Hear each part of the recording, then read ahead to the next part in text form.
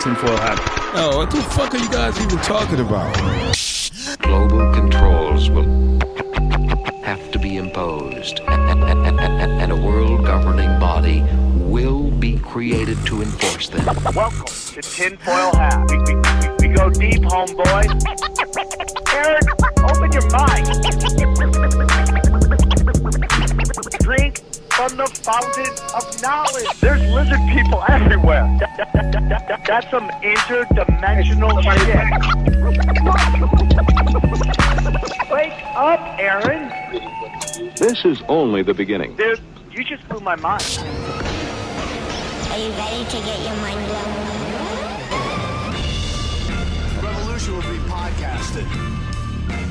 All right, welcome to Tinfoil Hat live from the Wise Wolf Gold and Silver Studios. Go to SamTripoli.gold, use the promo code Tinfoil, and you'll get in on the Precious Metals game for as little as $50 a month, sent right to your house, man. Very excited to have our next guest on. He's been a guest multiple times. He's got a new film out. He's got multiple films out. He's got a great podcast. Please welcome from Forbidden Knowledge News, Chris Mathieu. How are you, buddy? Hey, Sam. Thank you so much for having me back on. I am so ready to get weird today. Let's do it. Yeah, you've grown your hair out. I have. Like it. It represents the vibe, man. Yeah, you got a coast-to-coast vibe. I'm liking it. It's really nice. Explain your background real quick. What's going on behind you? A collection of high strange items that I've accumulated over the years, and it's just on display right there. And oh yeah, Illuminati confirmed, by the way, the checkerboard. So yeah, there you go. That will happen. Oh, Yep. It's like getting ridiculous. Hear the new thing on the internet about me? I have lip filler. Which one? Which one? Lip filler? Yeah. Sam uses lip filler. I'm like, dude, please stop. I do not have DSLs at all. No. That's not even a good look for guys. Guys don't want to Why would you do that as a man? That doesn't make any sense. Why would you do that as a woman? I think you'd rather be controlled opposition. Yeah, right? for sure. So nuts. The internet is out of control. Did you see I posted that video, that crowd work about SpaceX? Oh, yeah, with Elon? Oh, they went, they still going nuts. They're still going nuts. It's weird. I don't understand, because you're right. It seems like they're bots, but I mean, they must be using AI, right? Because I get with the Asian thing, it's a bunch of people with no followers who were just calling me a white pig and stuff. Yeah, Who is that? You are a white pig. Who are those people though that are coming into the Who thread? are these people? So, do you think it's like a foreign adversary who's trying to stir up dissent in the country? Yeah, I wouldn't doubt it. I think about that a lot. Like, or it's giant corporations. Could be. Yeah. You know, like if we'll get back to the show, but if you go into if you're going after SpaceX and you have an employee saying we didn't go to space, that's not good. Could be Twitter doing it then, Elon. Right? Well, 100%. I guarantee if you bring up Elon or bring up SpaceX, you get pounded on. And we before. Are bots expensive, Johnny? Like a bot farm? I mean, a bot farm. I mean, however much it costs to hire a bunch of Chinese people. That's what I'm sure it was expensive before AI. Yeah, now it's nothing. Yeah, I mean, no one talks about that. All the bot farm employees they lost their jobs because of AI.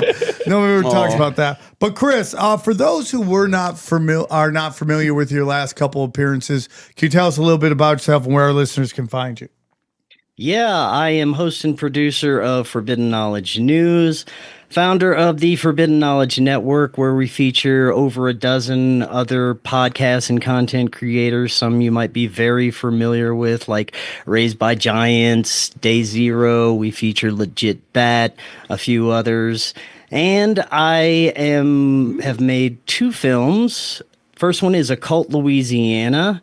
That one is available on Tubi and multiple other streaming platforms. That one came out about 2 years ago. And just a couple of months ago, Doors of Perception was released on Amazon Prime. That's where you can find that one right now. If you want to go check that out, we'd really appreciate it.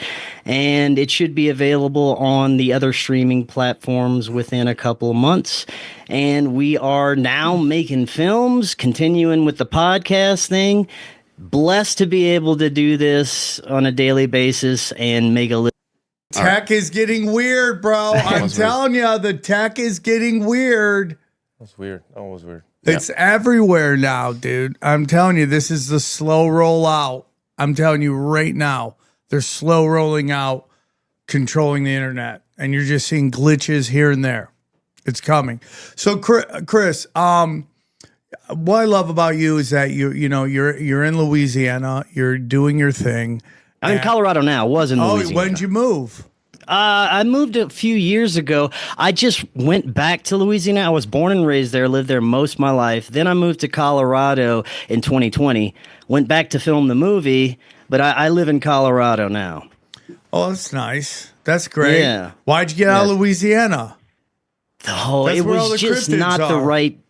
It was not the right type of energy for me. For what I was trying to do, there was very little creative outlets. And when I first started waking up, it was almost impossible to try and get information across. Especially, I started waking up in 2012 and trying to talk to friends and family members about some of the stuff that I was getting into is almost impossible. I was almost kicked out of my family, thought I was a crazy man. So that, and I just always wanted to move out to the mountains. Something called me out here. It's beautiful out here. And the energy in Louisiana is very dense and kind of low vibe at times. So I find the energy out here much more uplifting.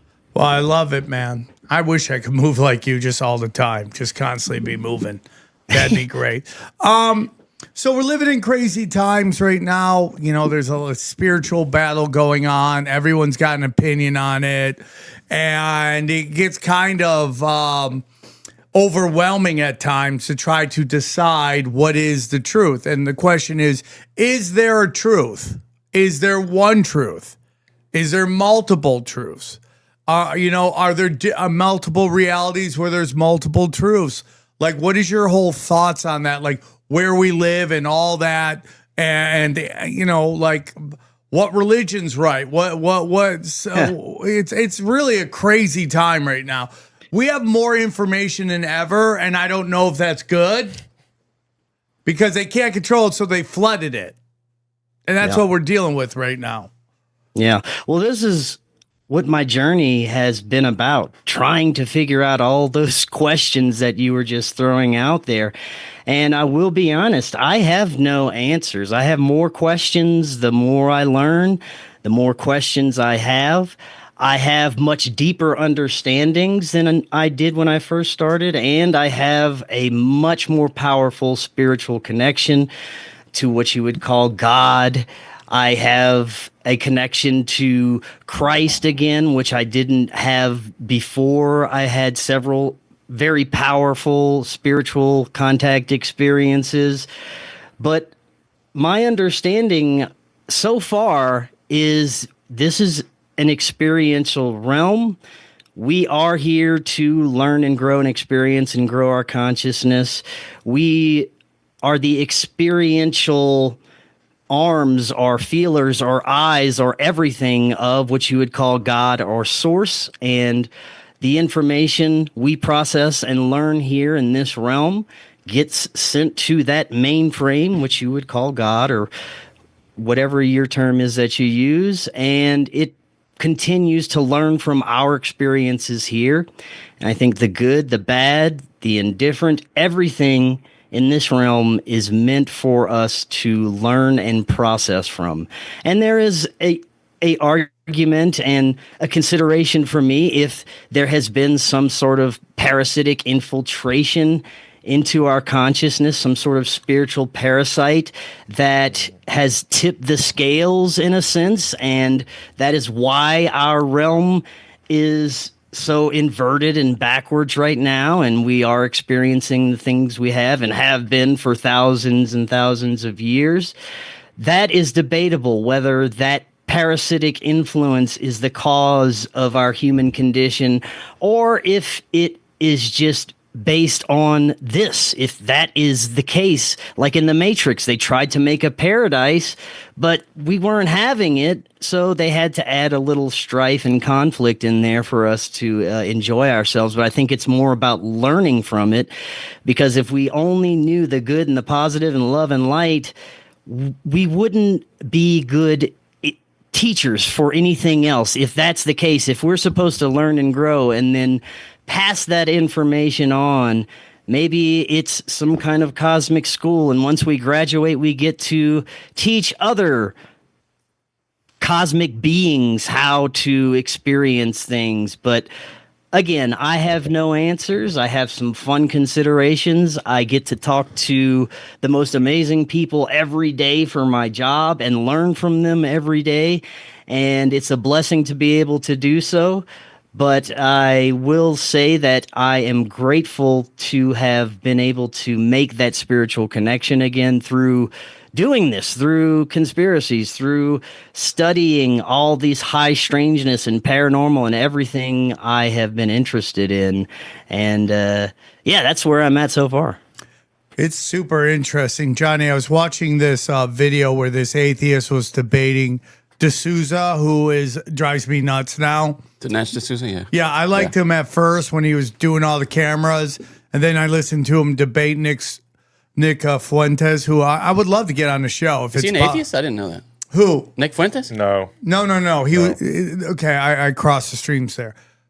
I watched D'Souza debate another in another debate with an atheist. Okay. Last night I watched him debate Nick Fuentes, and I thought he just got his lady dick kicked in. Nick Fuentes is formidable in a debate. Here's the problem. It's like when you're like, and Nick Fuentes obviously is been shadow banned to the dark realm, so I don't know if I would call him mainstream at all, but he's still kind of in that world where what data are they going to use and what data they're not going to use, and just, the neocon talking points that D'Souza's using. But D'Souza was debating in this other debate. The reason I bring up the Nick Fuentes stuff is because I just lost all respect for D'Souza after that. It's like more Zionist, just throw up. That is just complete bullshit. Yeah, he's from a different time. Yeah, and it's like, and Nick Fuentes brought up all what he said about the Iraq war, which is exactly what he's saying about the Iran war. And he's like, we learned. It's like, shut up, dude. Yeah. But the atheist, the atheist is debating D'Souza, and he brought up the thing in the Bible where the Bible is talking about, take slaves. And I just want to give you your flowers, Johnny, because I think you're totally right in that. Listen, I understand that the Bible, as we're told, is the word of God, right? But it is written by man. And I said this in a recovery meeting the other day. Everything you hate about God is probably the actions of man and not the actions of God.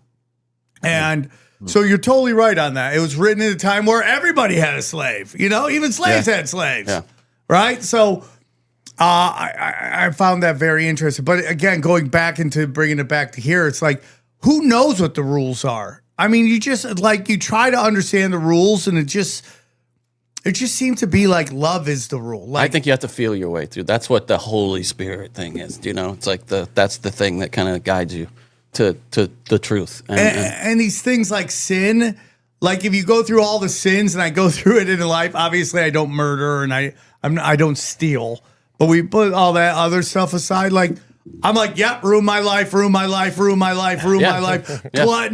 lust, ruin my life. Yeah, none of that shit's good for you on that right? list. Yeah. So at the end of the day, it's like you could have your problems with religion, but these rules are really rules about, energy. Even the weird old dietary laws, if you think about them in a modern context, it's probably had something to do with germs, and like burying contaminated plates and stuff. How do you explain that to people who don't know about microbes, So you tell them to bury contaminated plates. And so I saw in one of your notes that you sent a higher self, and I think about that all the time. Anybody listening here in the room, listening at your podcast, I want you to think of your most embarrassing moment where you're like, oh, if your mom heard about that, she'd be so upset. And I'm sure some of ours are worse than others. Right? We're not talking murder. We're not talking any of that stuff. We're talking about just your moment of deviousness, right? When you had this moment of weakness and you did some deviant shit.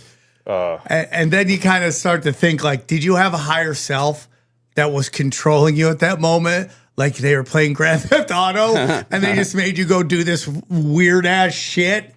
And you're like, oh, dude, someone was controlling you at that point. Mine was so bad where I literally saw the devil and the angel, where the devil's telling me, keep going, and then the angel's like, no, you shouldn't. But I'm like, but this is what I want to do. You saw that? No, I literally pictured, like, in my head, it was like, don't do it. So you were on drugs? No, I was actually sober, but I was drunk. But I remember doing this thing where it was, I'll say it, like, it was drinking and driving. I knew I shouldn't have driven, but it was to go get pussy. Okay. And in my brain was go. No, I get And then my it. conscience like don't. And then it was a moment that my mom would be like, dude, for like embarrassing that you almost got a DUI, risk people's life over ass. Yeah. But I had those two, like, to do it, to don't do it. But I think about that, like at your most devious moment, your higher self is like, let's see how this goes, right? Like when you're controlling Grand Theft Auto, you're like, let's run over the hooker. That sounds like possession almost. I mean, that's in a weird way. So when you get into higher self, what are we talking about here? So for me, this is based on my experiences and my understanding. I have made what you would consider contact with what I understand as a higher self, or you could say spirit guide, or your purest self, your purest connection to source. Others call it different things, but I'll explain the first experience that got me in contact with this so you can have a better understanding. And the way I see it now is it's something that everyone has. If you wouldn't be here. It is maybe what could be considered an oversoul, and it communicates with you your entire life. It's your conscious. It's exactly like you were saying, that little voice that says, no, don't do that. That was a stupid move. Maybe you should have done something differently. And I understand that that has been speaking to me my entire life, but now I can immediately recognize that. And it's not as if it's something separate from yourself, although for me, the communication comes through as it would be like psychic communication from a separate entity. The way it came through, the way it first started was in 2020. I was doing Forbidden Knowledge News, but it was not my career at the time. I had no idea how to turn that into a career. It was just a fun hobby at the time. I was working at a corporate sales job that I really did not like. It was a rough period in my life, and I was going through a breakup, all kind of nonsense that I was going through. But deep down, I really wanted to turn this show into something, to be able to make it into a career and do something that I was passionate about creatively. And I had all these doubts and all this programming that, you get growing up, that, you can't do certain you can only do certain jobs. If you try and do something creative, you might fail. All these things that many of us are programmed to believe. And at this time it was 2020, and we were just hearing about the COVID operation starting to kick off. We had really no idea what was happening. It was kind of chaotic, and there was a lot of fear going around. And I was in a bad place. I came home from my job. At the time, I was starting to do more spiritual shows. I started out looking at UFOs a lot of paranormal and mainstream conspiracy stuff. I wasn't really getting into the deeper spiritual consciousness connections and how everything fits together yet. And this one evening I came home from work, and I was also getting into talking about meditation on my show and trying it very unsuccessfully most of the time. This one evening, though, I get home from my job and I decide I'm going to meditate. I'm going to take the advice of a few people that I've been speaking with, maybe use some 432 hertz tones, see what'll happen there.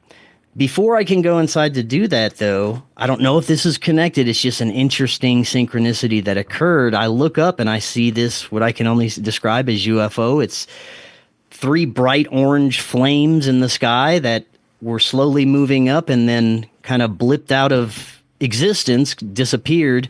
But it was something that I had never seen before, but I just kind of marked it as interesting. Still don't know if Is this in Louisiana? This was in Louisiana at the time. Where yes. did you live in Louisiana? Like, how would you describe the city or town It you was lived in? about 45 minutes south of New Orleans, but in a very rural, swampy type area. That's where the areas you see in those horror movies. Yes, that I really do believe the smaller the town, the more stuff you see. I really do believe that. I'm going to tell you something. If you play the crypto market right, you can make cash hand over fist. And there's no better way to find out what the best crypto to buy is than our good friends at Copy My Crypto. Let me tell you about Copy My Crypto.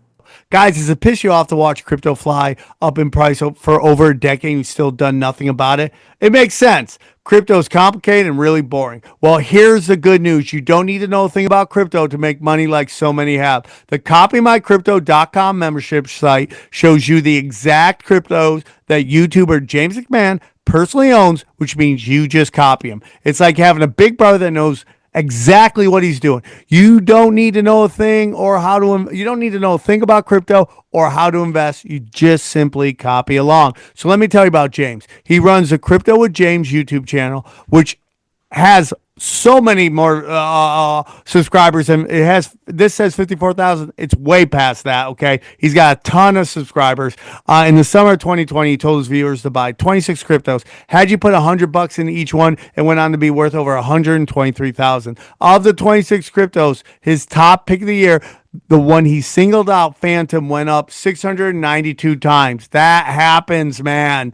That one call alone has retired a number of people, including guys in their 20s and 30s. Remember, this is public knowledge. You can go to YouTube and verify yourself. So if you'd like to join the over 2,800 members who copy James, then pause what you're doing and head over to copymycrypto.com/tinfoil. That's copymycrypto.com/TFH. Okay. You'll not only find proof of everything I've said, but our viewers get full access for just $1. Yes, you missed out on crypto. Buy a little bit here and there, buy a little bit here and there. But there's over 2 million other cryptos. Do you really think you miss out on all of them? Nope. Guys, don't waste time. Go to the site and read it. Once again, that's copymycrypto.com/TFH. It's ended money worries for so many. It just may do the same for you. Guys, real quick, I want to tell you about our good friends at MeUndies, okay? We all know summer is amazing, sunshine, road trips, beach days. But can we be honest for a second? It also means one thing, sweat. And if you're not wearing the right underwear, that gets really uncomfortable real fast. That's why I swear by MeUndies. The micro modal fabric is legit magic. Soft, super soft, breathable, and somehow stays cool even when it's 90 degrees and your AC is losing the battle. And they've got everything. Briefs, boxers, cheeky cuts, bralettes, you name it. Plus, their summer prints are ridiculously fun. Think tropical vibes, popsicles, and even pool floaties.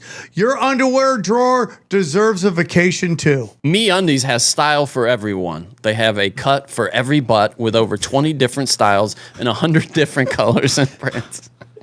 MeUndies' signature super soft micro modal fabric is breathable, stretchy, and oh so comfy, making it ideal for all-day wear. If you need something even more breathable and summer-proof, check out the Move Me line with breathed fabric, which has moisture-wicking and anti-odor technology perfect for working out or just keeping you extra cool on those sweltering days. They also use sustainably sourced materials and work with partners that care for their workers. And if you're not happy with your first pair of MeUndies, it's on MeUndies. With more than 30 million pairs sold and 90,000 five-star reviews, wow, MeUndies are an essential summer must-have for every drawer. This is how much I love MeUndies because I have a bunch of MeUndies.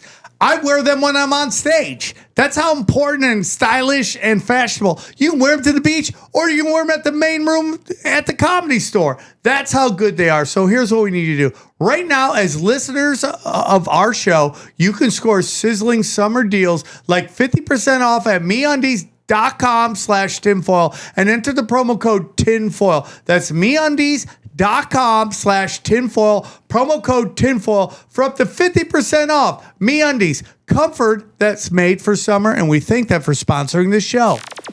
So UFO, maybe something, maybe it's nothing. Market is interesting. So I go inside and I attempt to do a meditation, and I was actually very successful by utilizing these tones and other techniques that I was taught, breathing techniques. And the way it went down was I was in a very peaceful state, very still. I cut out as much thought and chatter as I could. And in my subconscious vision, it was just blackness. It was just darkness, but it was very peaceful and relaxing. And next thing I know, in my subconscious vision, I can see this blue light manifesting. And as the blue light manifests, I feel love like I have never felt before. It was like some kind of love drug. And I thought I knew what love felt like. This was something that was so undeniable. It was like a fraction of what you feel, the love of your mother or father or spouse. It was that times 1,000. And this blue light was getting brighter and brighter. And I just was overcome with this love feeling. And then something spoke telepathically to me. It was very kind and benevolent sounding. It said, "Hello, and would you like to speak?" And I freaked out. I grew up Catholic, had a lot of residual dogma at the time. I said, "In the name of Jesus Christ, are you a demon?" And I sensed that whatever this was kind of laughing, but in a loving way. And at the same time, before I could even finish asking that question, it said, "No, I am of Christ. I am benevolent," things of that nature. And I was just immediately put at ease. And this communication was, what's that? It was just a blue light? That all I could perceive was this blue light in my subconscious vision, but the communication was undeniable. Well, I wasn't talking to myself. This was something else that I'd never experienced before. And it asked if we could have a conversation, and the communication was instantaneous. It was probably the easiest way that I've ever communicated with anything. Before I could even finish a thought, it had an answer that was processing through my mind. And it wasn't like it was regular speech. It was a combination of emotions and images and just knowing whatever this was speaking. And it was extremely profound. And it asked if I'd like to have a conversation because it said it had been with me my whole life and it's time for me to get to know it. And it has some information if I would be willing to receive it because it would be beneficial on my journey. So I was like, yeah, I was calmed down at that point, didn't think it was a demon anymore. And I realized that I had actually popped out of my meditative state and was standing up and was still communicating with this being. I was no longer actively meditating, but yet still communicating with something. I asked if it had a name. It said, "Just call me whatever you want. The names doesn't really matter." So What'd you call it? I called it Laird. It just popped into my head. It's the name of one of my cousins I had growing up. I thought it was a cool name. Laird. Laird. You had a cousin named Laird? What's that? You had a cousin named Laird? I did, yes. That is. Have you ever heard that name before? Yeah, Laird Hamilton, the famous surfer. Oh, have you heard of that? No. I've never heard of it. It was a unique name, so it just kind of popped up. All right, Laird. Yeah, so I'm speaking with Laird, cool? this blue light. Was it cool? Was it like, okay, I'll go with Laird? That's... Yeah, he changed his mind. He's like, actually, no, you can't call me anything. That's all you got? Okay, Laird, fine. I mean, whatever. He's going to go back to the other higher beams. Like, dude, the guy named me Laird. He was cool with it.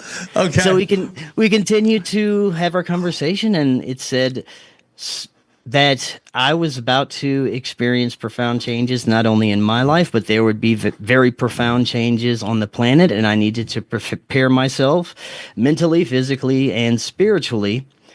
And some of the main points it started to just throw at me was, you need to heal childhood trauma. You've got some residual muck and emotions, and you're getting into shitty relationships, toxic relationships, crazy women, all this bad stuff. And it was, relaying all these things that I was basically fucking up in my life. I was just dumbfounded. It was things I didn't want to hear at all. Never thought I'd be hearing it from this random voice that popped in my head. And then it said, you need to quit your job and do what you're really passionate about. Do this show. And that was the thing that terrified me most, more than healing childhood trauma or any of that stuff, because I had no idea how I was going to do that.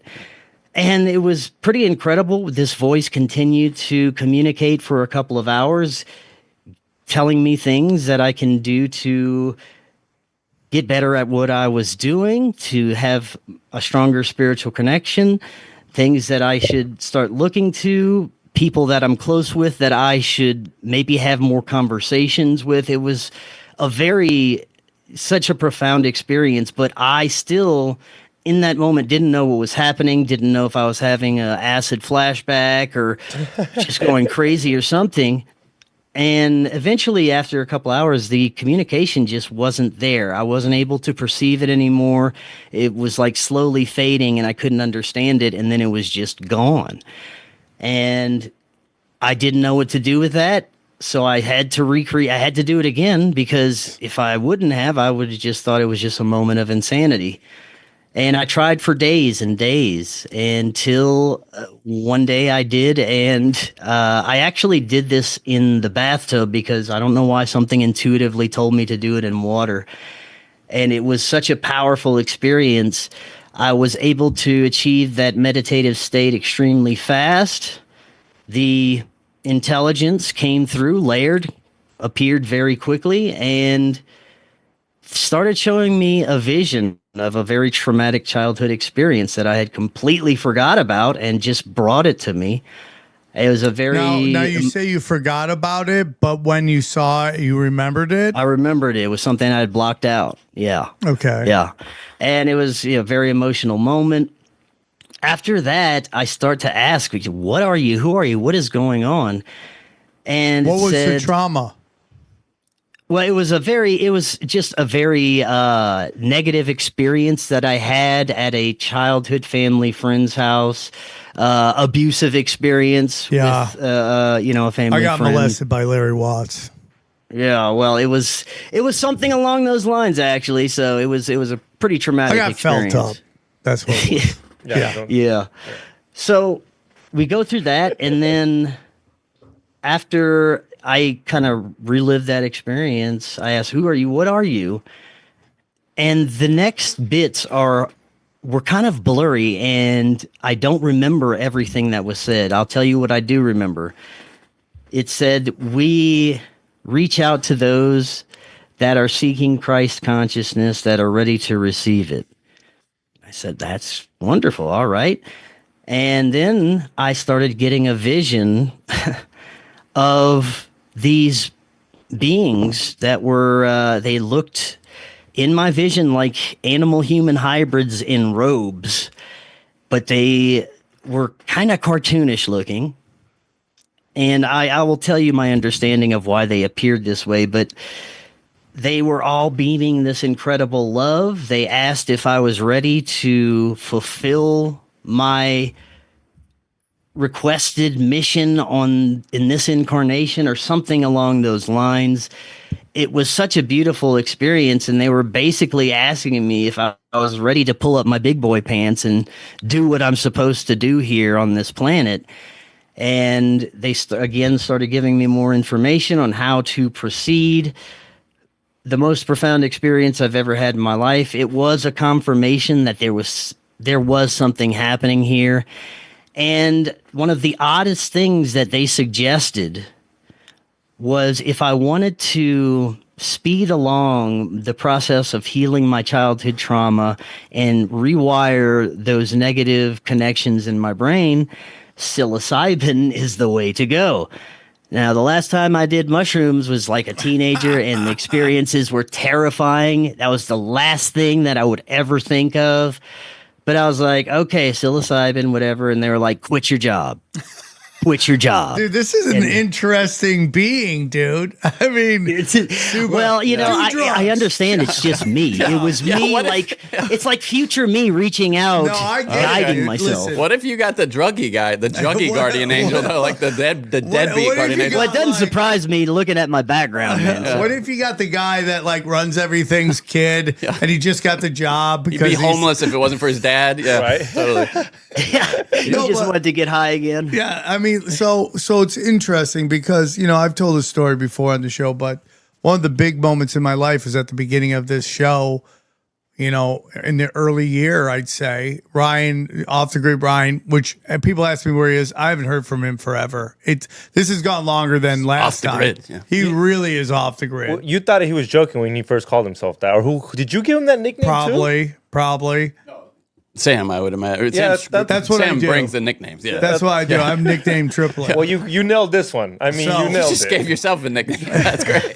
So, the show was taken off, and we started getting new fans. This guy that made Joey Diaz mushroom chocolates sent us a bunch of mushroom chocolates, and I decided to take them and go to the K-Rock Weenie Roast, Acoustic Christmas, and I took one, and then I ate half another one because I'm a alcoholic, and I can't have enough, and so I took the second one, and then I just remember hearing this voice, clear as day, go, "Don't worry about anything. You're exactly where you need to be."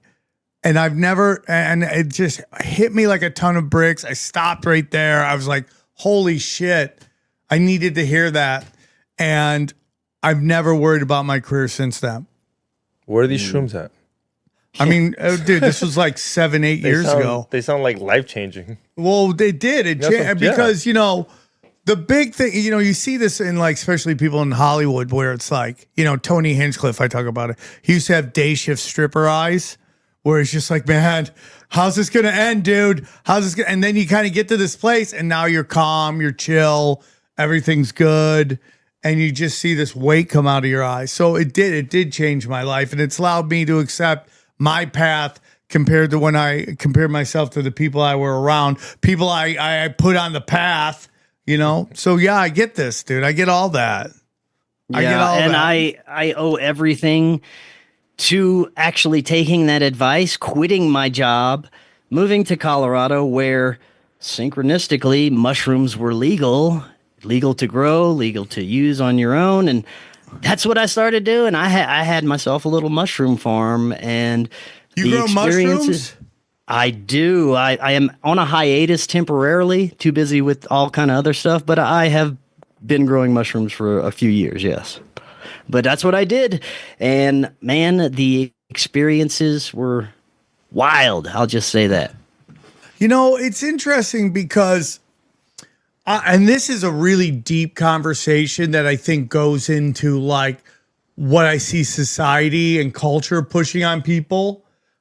Is like this desire and drive to go against your own will, to go against your own body. What am I saying? Your wiring, your natural drive, right? Like people are being pushed to kind of go into this direction that isn't, I believe, their calling. And that is where anxiety, depression, suicidal thoughts, all that stuff that comes into it. Like, and again, it's like I say all the time, it's simple versus easy.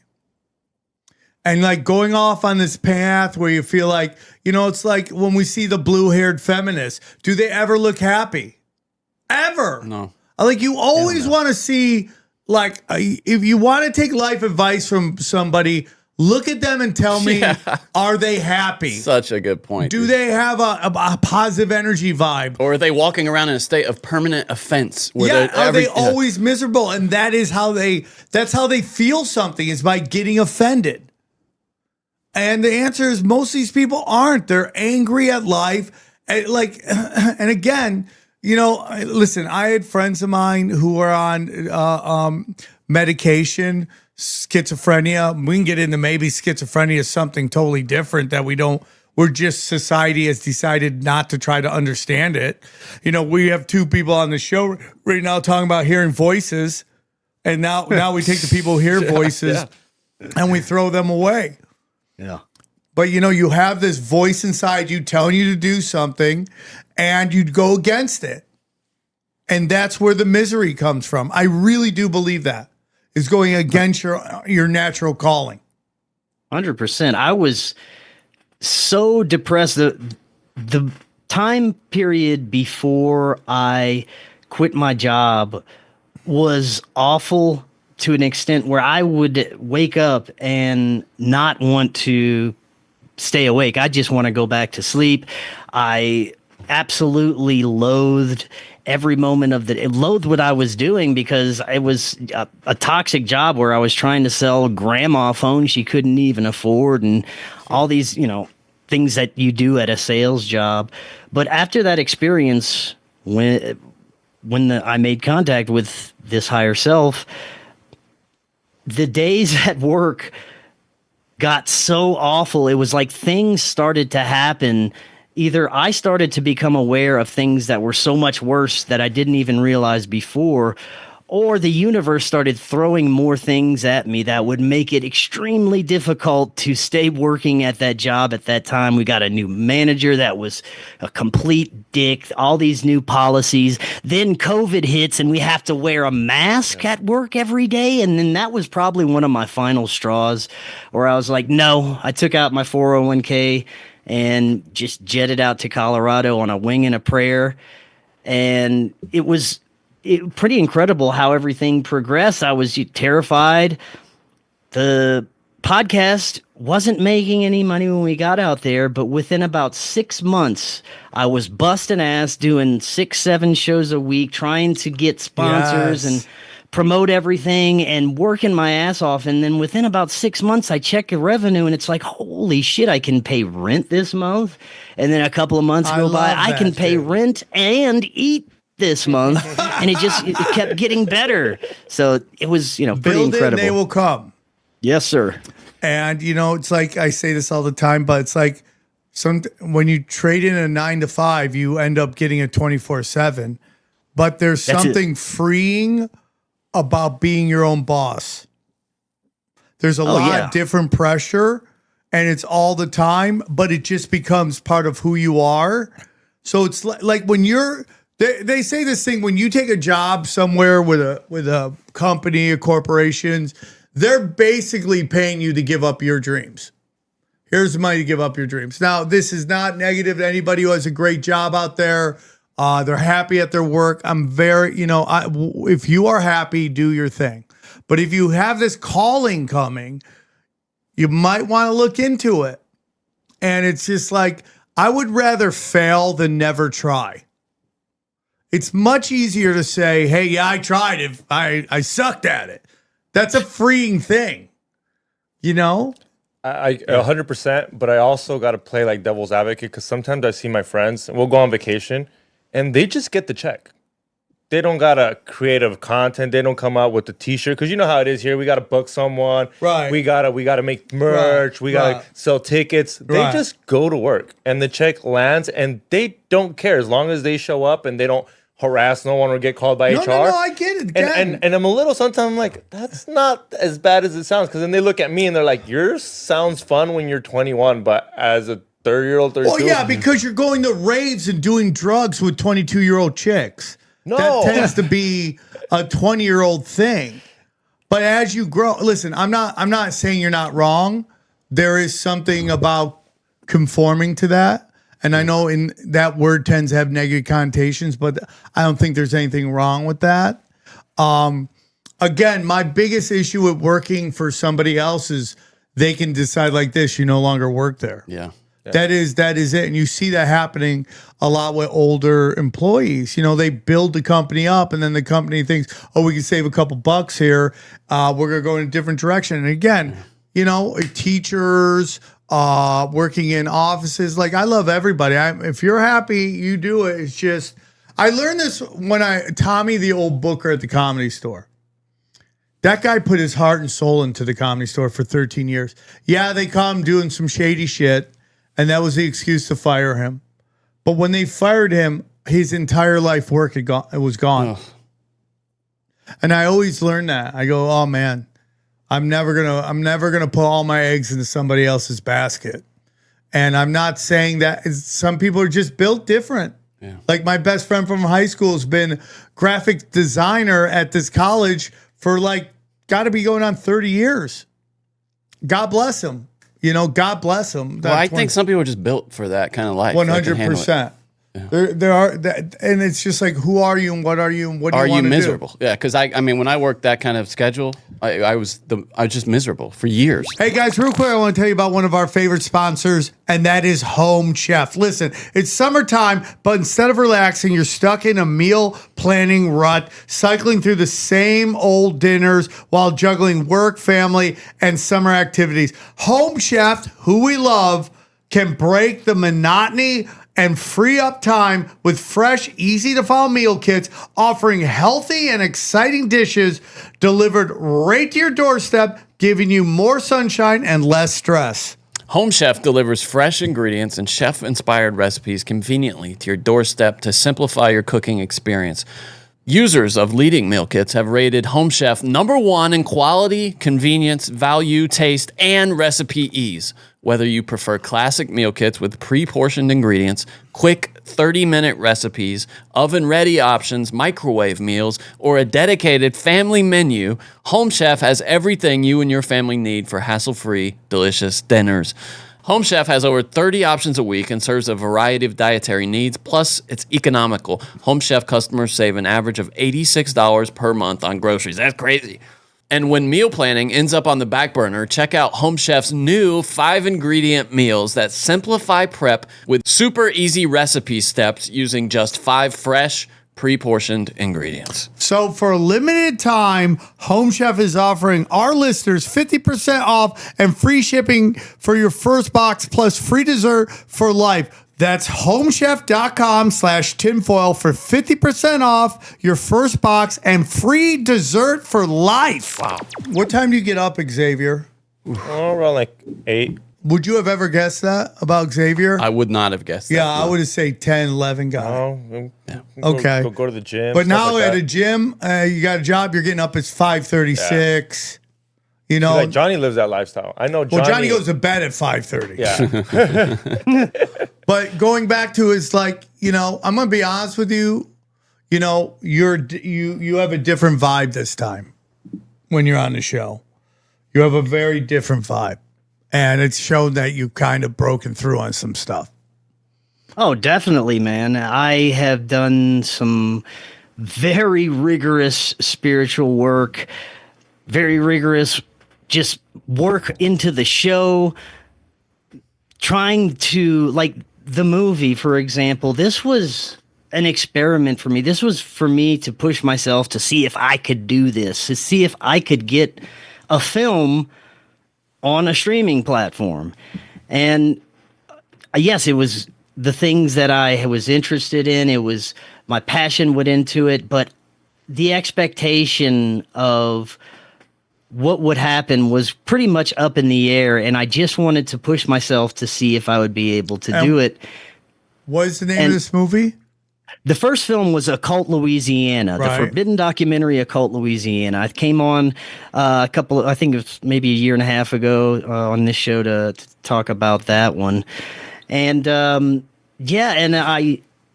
I was able to break through, like you said, doing lots of meditation, lots of introspective work, and utilizing the psilocybin and psychedelics, not for a party sense, not to have fun in any way, in a very meditative, structured, spiritual, ceremonial sense. And most of those experiences were not fun at all. They were very tough work. I had to, quote unquote, face my demons and go into a lot of things that I never thought I would be reliving or looking into, and do a lot of healing through a lot of that process. But the beautiful thing about that was I didn't realize after I got through the tough work of healing and getting through the muck and trauma, the experiences after that were just like Mr. Toad's Wild Ride. I would get to learn all this incredible stuff, meet with these celestial entities, have these strange out of body and time travel experiences.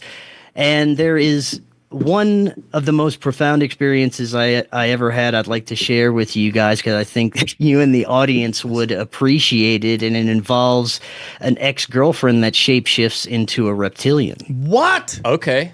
I'm listening. Yeah. We're in. Yes, please.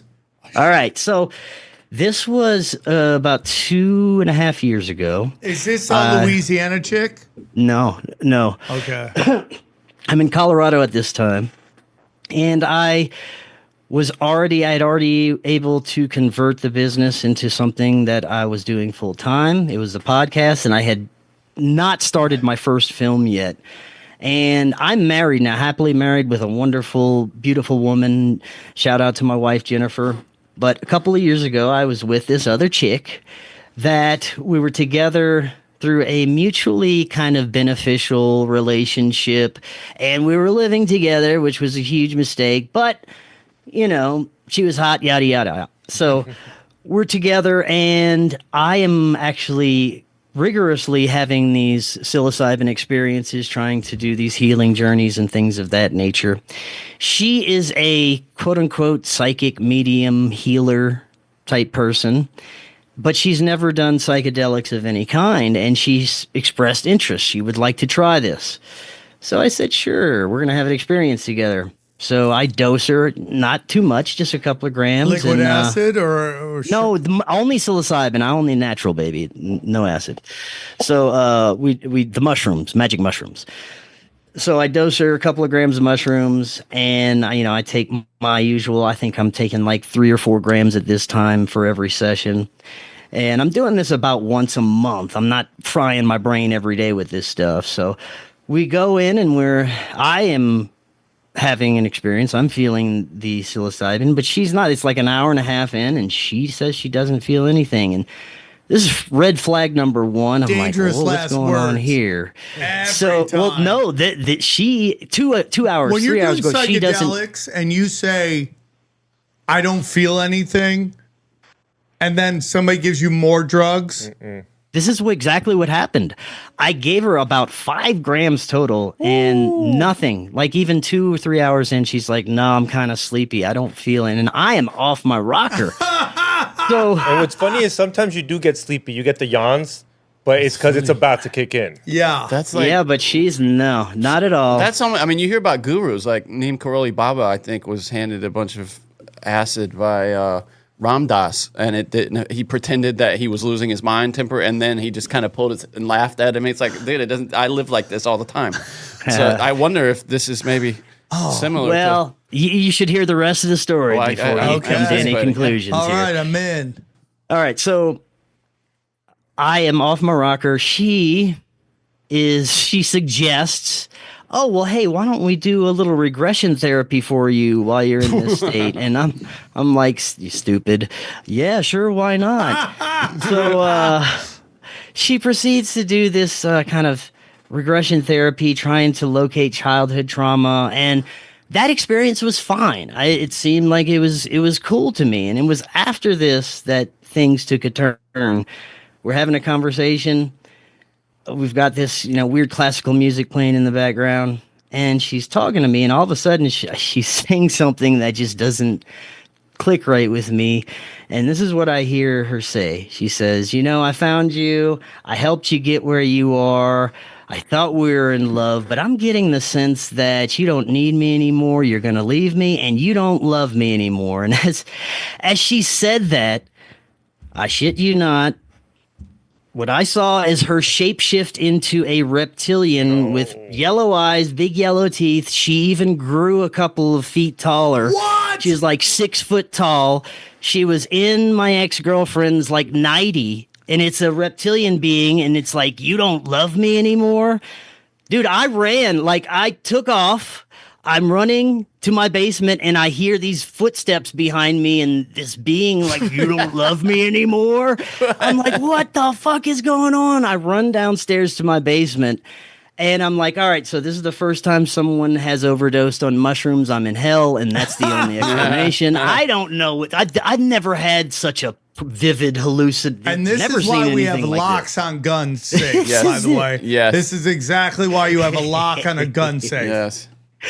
So, dude, all right. So then next, my entire house turns into like a dungeon. I look outside and the sky is like blood red. I've got these dingy bars that appeared on my windows. I'm completely freaking out. I run back upstairs and I'm trying to like look around the corner, see if there's a reptilian that I can avoid. And I run into my room and I don't know what to do. I jump in the shower and just turn on water and I'm like, oh God, what is happening? So I just said, I'm going to pray. I started praying, and before I could even finish, oh God, I felt this rumbling like in my chest and stomach, and this voice, loud commanding voice, says, you are being deceived. And I puked up this black, oily goo stuff, bro, down into the drain.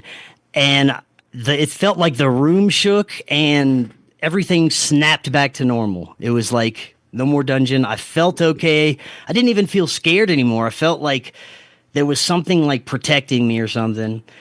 And I walk out, my ex-girlfriend is there again, not a reptilian. And she's like, what the hell just happened? What is going on? And I was like, I'm going to go to bed. I'll tell you later. I grabbed a bottle of wine and just started downing it. I was like, I don't know. But this is tie everything together. The following days and weeks, I started noticing a persona about her that she was either not displaying before, or again, I did not see before. Very manipulative, cold, dark, maybe you could say reptilian-like personality that started to show itself, and she was just plain evil after that experience. And my understanding of this is, my mushroom showed me something about who she really is. Or maybe she's a reptilian. I don't know. I doubt that. But my perception is maybe it was psychically showing me that this person has some nastiness inside her. And maybe that's what kind of came out of that experience. Because, bro, after that, she was a completely different person. And I would compare her personality to reptilian. That's crazy. I think your shrooms were laced with methamphetamine. No, man, I grew them myself. I only put meth in every other month's dose. So it's interesting. So the next day, what did she say? Why'd you think I was a reptilian? She did, and I just kind of avoided everything. I was like, I was tripping. I was going crazy. It's all right. It's all right. And it took a while for me to just understand the progression of things and how she started to display that behavior. But I mean, within a day or two, I was like, oh, there's something going on here. And then eventually I had to kick her out and broke up with, so. On it, reptilian. Out of here. That's it. Reptile clothes and go. You got to watch out for those reptile girls. It reminds me of like every time I used to watch. She was stacked too when she shapeshifted. Oh, she got bigger reptilian tits? Yeah. Well, it reminds me every time I would watch like the Incredible Hulk and he would expand, but his pants stayed on. Yes, yeah, totally. Yeah. She grew into this giant lizard, but somehow the 90s still fit. Yeah, somehow they still conform to what censorship required of the times. We can't see green dong on the show. Lou Ferrigno's giant hammer. What if everything got bigger, but his wiener just stayed the same? Oh, so he's like Shaq? Yeah, that would be terrible. That would be hilarious. That would suck. Yeah, that would suck. So you seem like you have some experiences. Word on the streets, you had sleep paralysis? Yeah. So this was a long time ago. Well, Johnny, that happened to you too, right? If I sleep during the day, I get it. I don't get any weird entities or anything, but just kind of trapped in, feel locked in, for a bit. Okay, so let's hear about your. Yeah, sleep. this was in. Oh man, I was like 25, and This was during my first marriage, and it was right. How many times you been married? This is my second time, so. Congratulations. Thank you, sir. We're gonna try and keep it at number 2 there. yeah, that'd be much better. Yeah. So first wife was right before we decided to get a divorce. Things are really not bad, really bad in my life, and I can't sleep at night. So I tried to nap during the day, like on my lunch break or on my days off from work. And every time I would get into this state where I'd be falling asleep and almost there, everything feels like tingly, like it's vibrating, and I feel stuck. And I can still perceive slightly out of my vision. I can still kind of see my eyes are slightly closed, but I can't move. And all of a sudden, I start feeling presences. I feel these shadow, I can perceive out the corner of my eye these shadow people that either peek inside my door or they're walking around, and it's not just one or two. It's like a shadow people party in the next room. And each time it's like they get a little bit closer and a little bit closer, and there'll be one entity that enters the room walking towards my bed, and then the next time there'll be two of them walking towards my bed. And this went on for months until actually after I started to feel better, after the divorce was over, after I got a lot of the stress out of my life, it stopped. But the last few experiences were crazy because they really ramped up. Bunch of shadow people just kind of barging in, surrounding me very menacingly. And the feeling is like these things are not good. They're not pleasant. And then I start hearing this extremely loud banging noise coming from my ceiling, above my ceiling fan. And it'd get louder and less. Sounds like someone was trying to break through my ceiling. And the last time that happened, I really expected a shadow person to fall out of my ceiling and fall on top of me, but it didn't. And I busted through, and that was the last time that it happened. That's the last experience I remember. But I don't know. I don't know if it's correlated to stress or whatever, but I was definitely in a bad state. How did it feel? It felt like a kind of tingly sensation at first, like your whole body's kind of tingling, and then you notice that you can't move. And you're trying to move? Trying to move, definitely trying to move everything. You're still conscious, but it's almost like, I don't know if you've ever been aware of the state when you about to fall asleep and you kind of like jerk awake. Yeah. That feeling right before you jerk awake is like what I felt, but in a paralyzed state. Mm. Have you, Sam? So you've never had sleep paralysis ever? No, but I mean, my big problem lately is that I can't fall asleep. Yeah, like sometimes I go right to bed and then I'll just lay in this kind of like in between sleep and being awake. Yeah, where like time's flying, but I'm still like I'm bad rest though. You're not refreshed. Yeah, sleep paralysis. See, for me, if I sleep during the day often or with lights on in the room, because that's how they stimulate it in a laboratory setting. They put, or lucid dreaming, they do the same thing.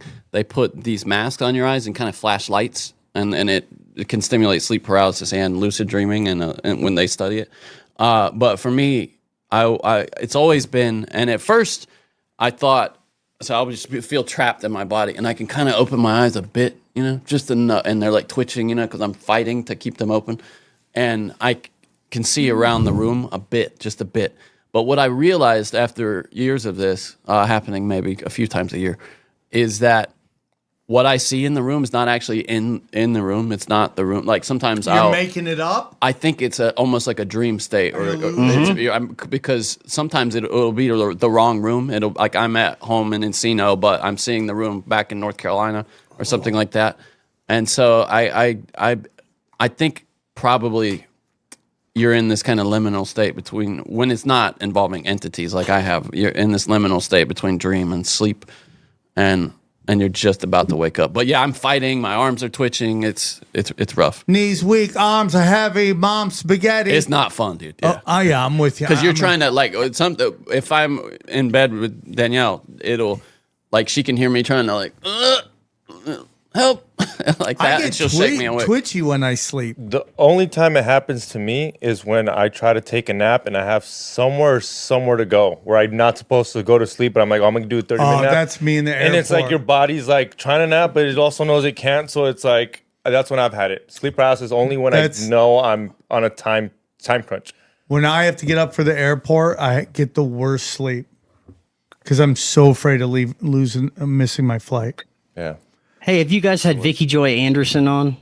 I don't think so. You should have her on. It's very interesting, her research. I had her in my film to discuss her thoughts on sleep paralysis experiences, and she talked about her study that she's been doing for a very long time with dozens of people, if not hundreds, who have had sleep paralysis and documenting their experience. And she approaches it through I guess you could say, biblical spiritual lens. She believes people are having demonic experiences during these sleep paralysis events, and she has some very interesting theories about it, and it's based on the experiences that people have told her about. And she claims that the experiences people are having are changing collectively, that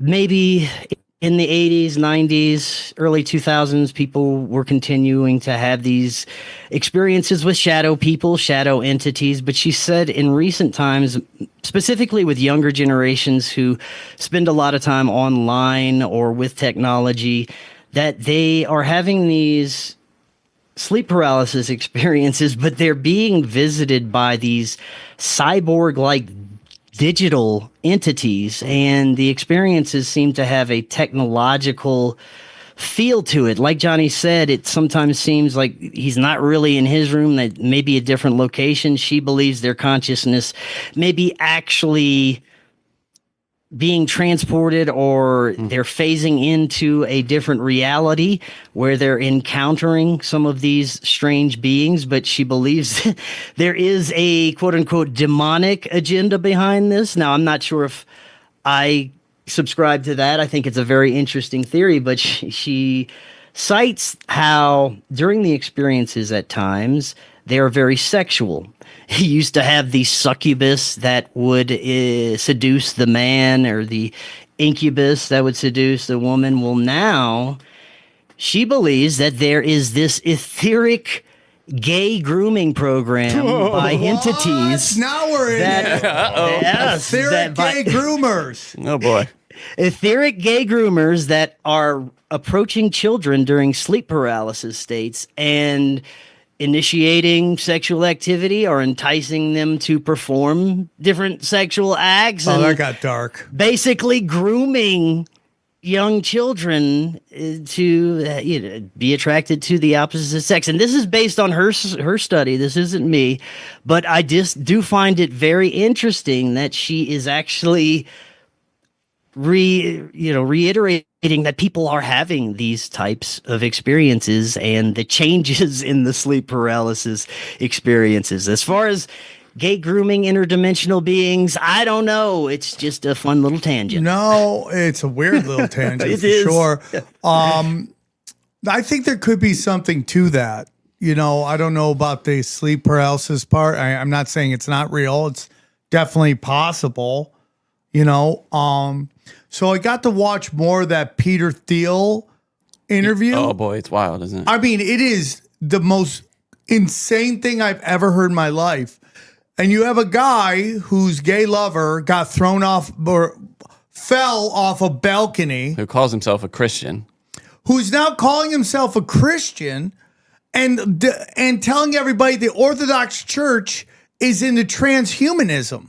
Yeah. Yeah, he says that they don't go far enough for Christians. Yeah, and he's like, yeah, so we're turning dicks into vaginas. That's not enough. We got to go farther. And you're like, dude, it is the craziest interview you will ever watch. And like, even the guy, I don't know if he's friends with Peter Thiel, but even he had to go, whoa, bro. Well, he's a pretty respected journalist, kind of a somewhat right wing guy. I can't remember. He goes, Yeah, whoa, yeah. whoa, No, whoa. you could bro. tell he was like, what? Whoa, you are way off the ranch on this one. And you got this guy that just sweats all the time. He wasn't that sweaty in that interview. That by the way. was Yeah. that was the just one gonna say exception. that. Yeah. He didn't. He must have gotten Botox or something, so he stopped sweating. Yeah.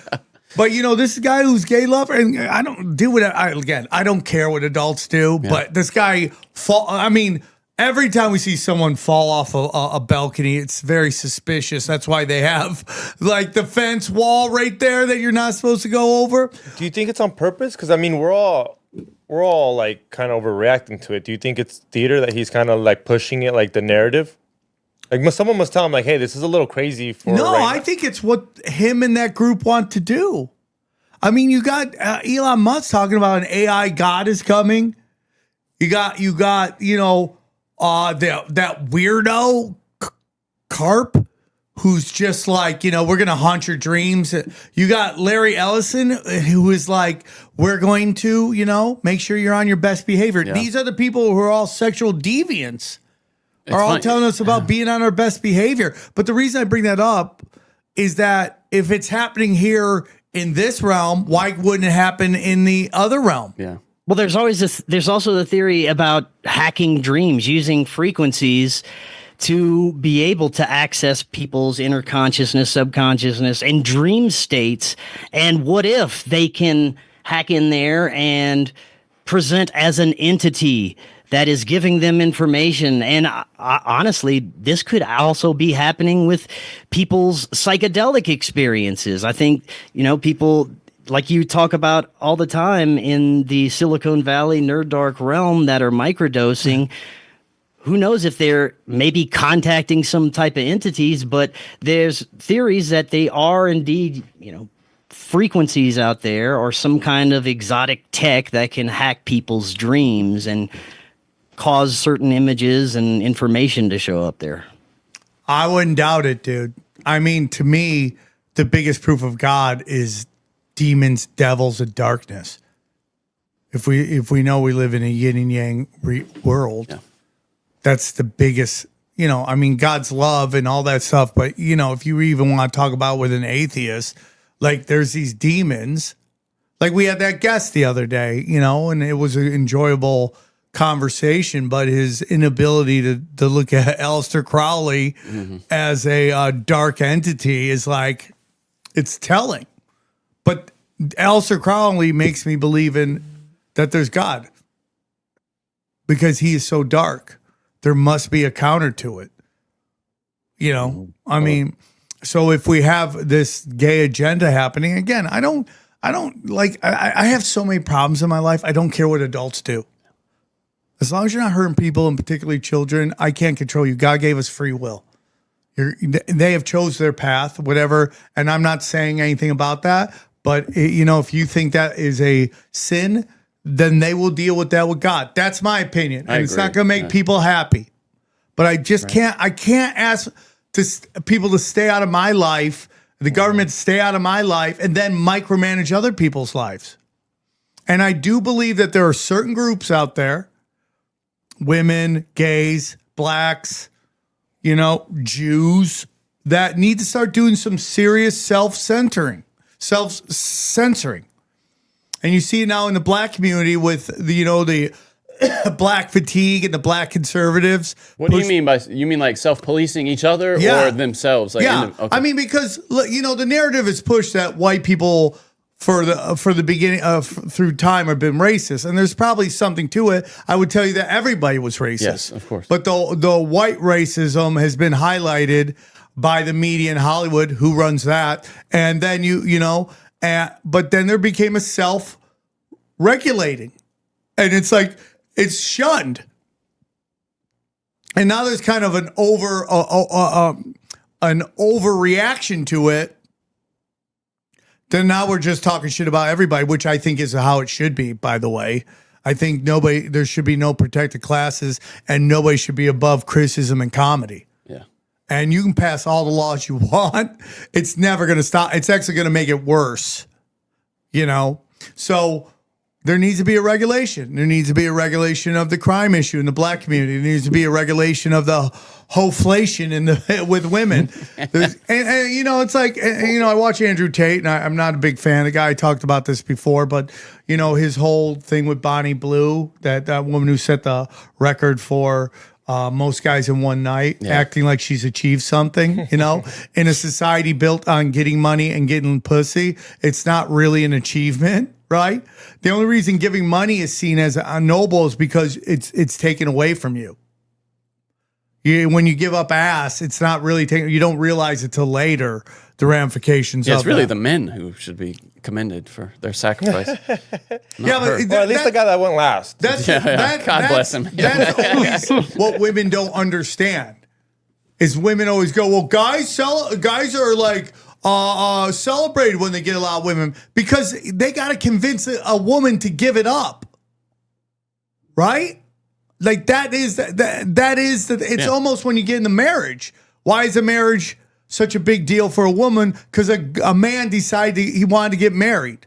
He's giving up a certain bit of freedom in that, and it's very noble, and the family unit's very important, but the giving up of the ass is like as easy as giving away money. Right? If we're downtown in San Diego where everyone's partying, I got $100 or a chick willing to sling. It's a real debate which goes first. Yeah. It's a real debate. So that needs to be regulated. And you see the anti-feminism movement within women happening right now because it's been disastrous. And like Andrew Tate said, he goes, women have chosen this. We can't judge. That's the road that they've chosen because it's instant gratification and it's had disastrous effects. And before you yell at me, look at the level of mental illness. What are they saying? Like 60, 70% of women say they experience mental illness. Really? It's like a huge number.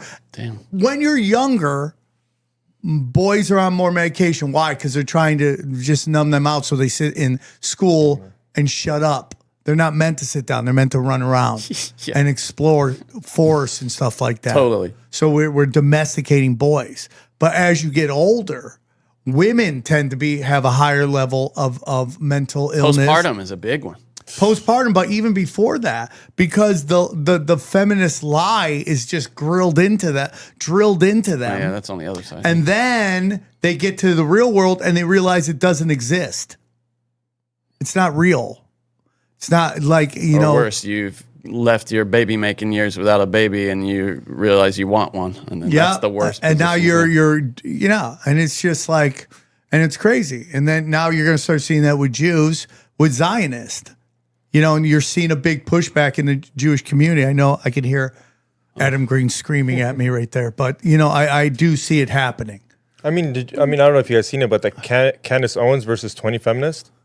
She does pretty good. I mean, they all have their points where they push back, but she kind of ends up winning where she's like, "You're going to be sad if you want to keep pushing." And it's just statistics bear that out. They hate that, don't they? They hate it. Yeah. She's like, because in one of her points, she's like, "So you're saying you'd rather have award-winning book or your kids?" And she's like, "Look, the book was great, but the book's never going to come to my deathbed and said, 'Thank you for doing this for me, Mom.'" Mm-hmm. Yeah, the book's not going to wipe your ass when you can't move. And they hated when she said that. She's like, "I would take my kids over the award-winning book I sold." And some of them were like, and she's like, "Yeah, my kids bring more happiness, plain and simple." Here's the thing that people don't understand. This is for men and women. And it's experienced in different ways. But there comes a point around 35 years old, the phone starts ringing less and less and less and less. And it's not that people don't like you. It's not that people that you're no longer important. Everyone around you, your age, their worlds get smaller. They stop leaving the house as much. They start focusing on the ones that have children, focusing on their children. The phone just doesn't ring anymor. And then it becomes convenient only to hang out with other people who have kids because, you can kind of communally bitch about, God, and the kids can all get together. Yeah. Yep. Yeah. It's just the way it is. No, we see that. Yeah. So let's get into Skinwalker Ranch. You went out there. Yeah. What was that like? Oh, dude, that's cool. Man, Johnny that wants was to go so bad. I know Ryan Burns is like one of my very close friends. I want us all to go. We should. Me and XD will shoot it, and you just go out there. I need to start looking at my calendar and going, okay, I got one weekend booked in stand-up. I got to make my money. But if I have like 3 weeks open, maybe we go somewhere weird and do something weird. We should shoot some tinfoil hat, just productions, yeah. And I mean, we got the cameras here now in the studio. We can shoot anything we want. Yeah, it was. I highly recommend you go and check it out, Sam. He has Space Wolf Research, and it is literally right next door to Skinwalker Ranch. I could stick my foot through the fence and touch the property. And we stayed there a couple of nights. What I'll say is the paranormal thing is pretty impressive. UFOs all over the place. Had some very creepy things happen. Possibly a hitchhiker follow me and my wife home. But the most concerning thing... How did he follow you? Was he running? I mean, no, not a hitchhiker, an entity, which you would call like a ghost hitchhiker type thing. So we're out there during the day, the first day. Ryan's just telling us some crazy stories that he's experienced. And as soon as nightfall comes, whatever the hell is shooting across the sky is happening constantly all night. There are satellites, there are planes, but a lot of the stuff, I couldn't tell you what it is. Orbs, things that shoot across the sky at an extremely high rate of speed, some that kind of just pass pretty slow, and they just like floating orbs that aren't even that high. Over the mesa, they had these, what Ryan says are portals that open up. You could see this bright white light kind of manifest open, and these smaller little beads of light would shoot out of them, and then they'd close up. And this was happening constantly. We got some pretty interesting footage of that. The most concerning thing over there wasn't the UFOs or the possibility of getting eaten by a skinwalker or ghosts. It's when Ryan broke out the night vision goggles and we started to look around the areas near us, and there were people that were shining these lasers at us. It turns out these people were teams of Black Ops, military groups that have that area under constant surveillance. They're always out there. If you go out there, you're going to be surveyed by the military, by these Black Ops teams. They had these weird purple lasers they were pointing at us. You could see them moving around. And the reason is because this may not come to a surprise to you, but that entire area is mainly an exotic military weapons testing area. They use the paranormal stuff as a cover. Yes, a lot of high strangeness happens there. But I guarantee you, most of the shit that people are experiencing and seeing is our military, is these aerospace companies experimenting with everything from UFOs, nanotechnology, frequencies that can make you hallucinate, make you see things, make you sick, give you certain diseases. The nanotechnology, Ryan claims he has witnessed these nanobots form into a coyote, then shapeshift into a humanoid, and attack one of his friends by pinning him against the wall, then shapeshift back into these nanoparticulates. Wow. And he doesn't believe it's anything paranormal or unexplained. He thinks it's very exotic technology that they've been testing out there. So that was probably the most concerning things. But some of the stories he told me about the shit he's experienced is so extremely wild. I'll tell you a couple of the things. The first one was his security guy one evening. I think this was maybe a couple of years ago. He's out patrolling the area on the ranch, and he has these like storage units and trailers spread out across the property, and his security guy comes up on one of them, and they have these three guys rummaging through trash, and he is armed, so he points his firearm at him and he tells them to freeze. And at the same time, they synchronistically all freeze and get down on all fours like canines and stare up at the dude, and they have eye shine like dogs. Oh. And the security guy's like, don't fucking move, don't do anything. And at the same time, it's like they were moving in unison. They stood up and started lunging at him on all fours like dogs. He was far enough to where he was able to start unloading on them. He claims he hit them multiple times. It took them several shots to start to be deterred. But once they synchronistically turned around and started running on all fours the opposite direction, leaping over fences, multiple fences, until they were no longer visible. The craziest part about that was the next day there was police reports about 4 members of the Ute tribe that were found dead in 4 separate locations of gunshot wounds. Whoa! Yeah, crazy shit. Whoa! Well, now that suggests a supernatural explanation. Then. That does definitely suggest a Maybe supernatural. it's a nice stew of that, of government. I mean, the government worked with aliens before. I mean, there are a slew of occultists out there now, not just people who want to go out there and do rituals and stupid teenagers. There are high-level military generals and entities and people that go out there to do rituals and shadow work, and Ryan facilitates his property for a lot of these people. They throw money at him and he's like, sure, come do whatever the hell Ryan's you want. doing great.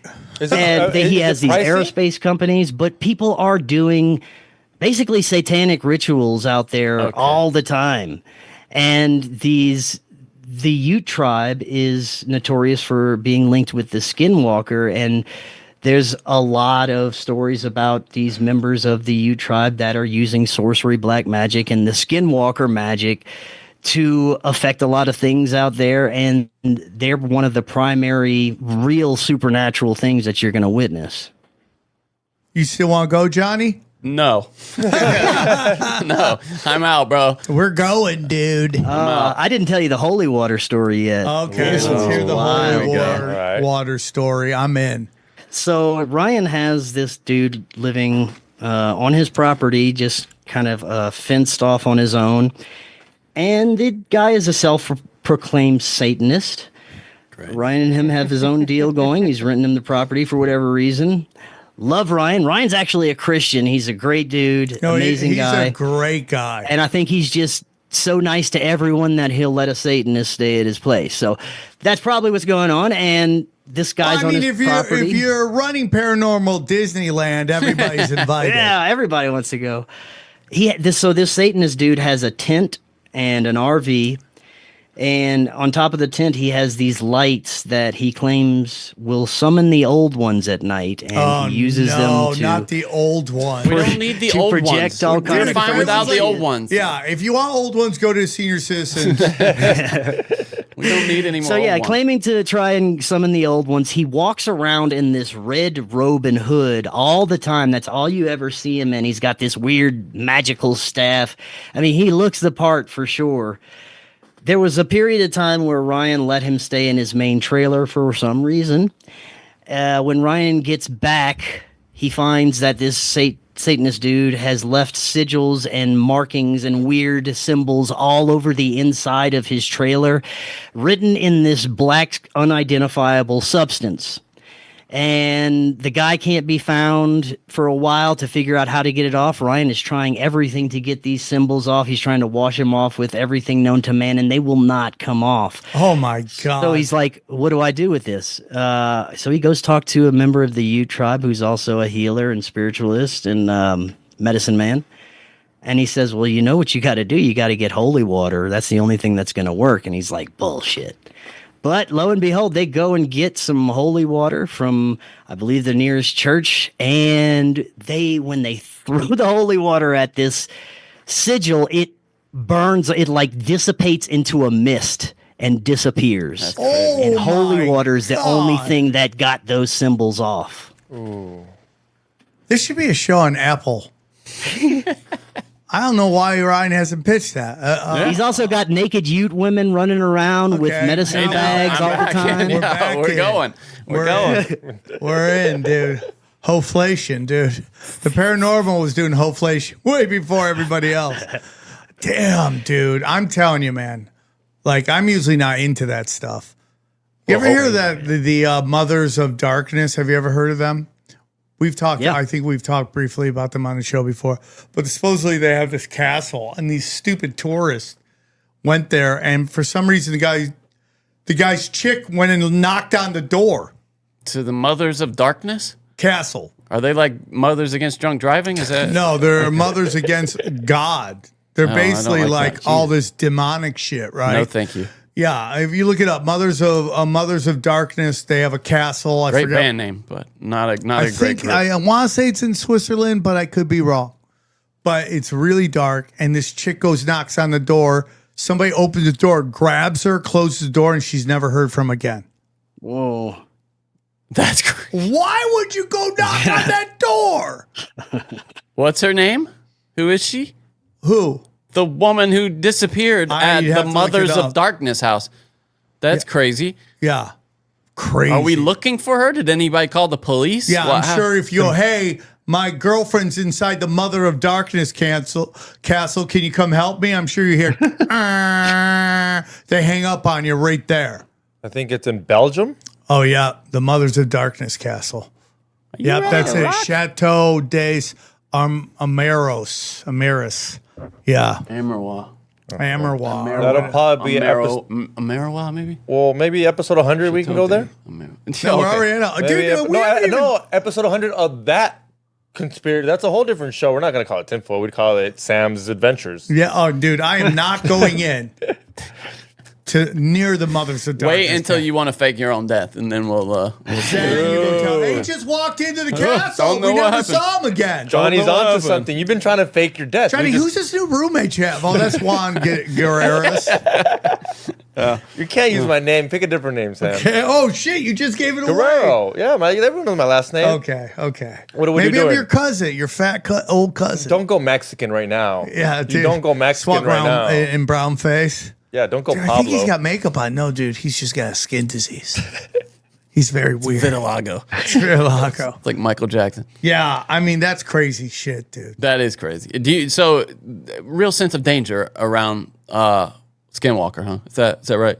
Well, I had an uneasy feeling the entire time, and it wasn't just because I was expecting something around the corner or because of the UFOs or anything else. It's just the energy there is dense and dark and Fake and gay.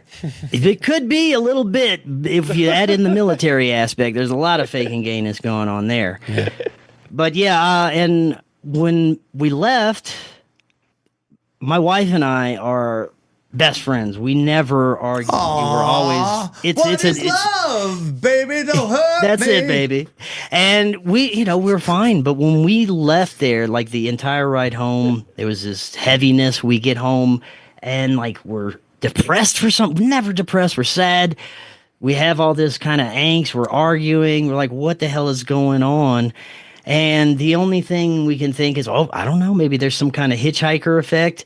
I did find a rock from there that I was messing with that I had thought I'd taken out of my bag, but it was still in my bag. Oh, so we went and got rid of that thing and said some prayers, and that seemed to work, because after that it seemed like energies lifted and stuff. But I don't know. It does definitely have a sense of, darkness and dread, and I think there's a lot of oppression with the people around there, and a lot of experimentation, obviously, that they don't even know about.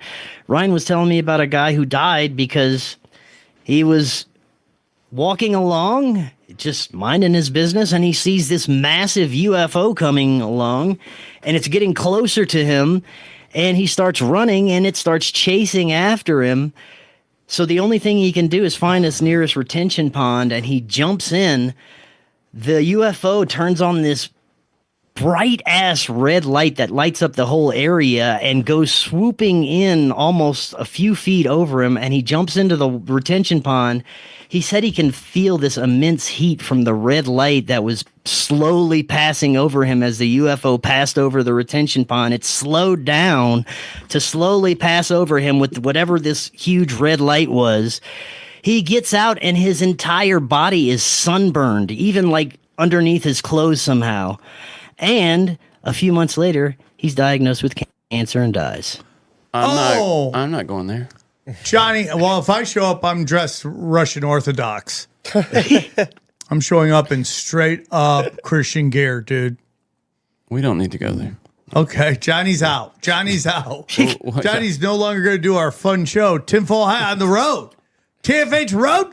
Okay, we'll drive by. No, the one he really wants to do is Bledsoe's Ranch or their house or whatever. I would like to go to North Carolina and do that for sure. No, it's funny because it's right up his house. That's why. I figured out why he wants to it's a go couple back. hours. It's like an hour and a half down the road. Yeah, not too far. That's the opposite side of the spectrum. That's the love and light beings as opposed to the Skinwalker and rapey beings. So let's get into your near-death experience that'll help you find God. We'll wrap it up with that. Oh man! Good well, Lord, man. I'm gonna have to condense this because it's got a lot to it. But I really thank this experience for my understanding of everything and my reconnection with God source and Christ. This happened this past year, May the 4th. May the 4th be with you all. It was 2024, and things were going good. And I was finishing up with my, I was starting with my second film. But I still didn't have that real spiritual connection I wanted. I had all these considerations. I grew up Catholic, but that scared the hell out of me growing up. Fire, brimstone, crazy dogma, vengeful God stuff. But I knew there was something to it. I knew there was something there. I resonated with the teachings of Jesus Christ, but I didn't know where I fit into everything and what I should really be looking into and what I should pursue as my spiritual path, if I should even pursue anything, if I should just have these considerations, because there was so many possibilities that I considered at this time. Well, this one morning, wake up, my wife wants to go to a metaphysical fair, and usually I find those things kind of fun. But for some reason, something was just irking me about it. And we get there, and I just have this kind of nasty feeling for some reason. She wants me to get an aura photography, which is they take a picture of you, and you can see in the picture this like light shining around you. Yeah. And the psychic lady who takes a picture is supposed to interpret what the aura means. I couldn't tell you if that's all bullshit or not, but it was fun. So I decided, yeah, I'll do it. Felt very strange about it. Didn't know why.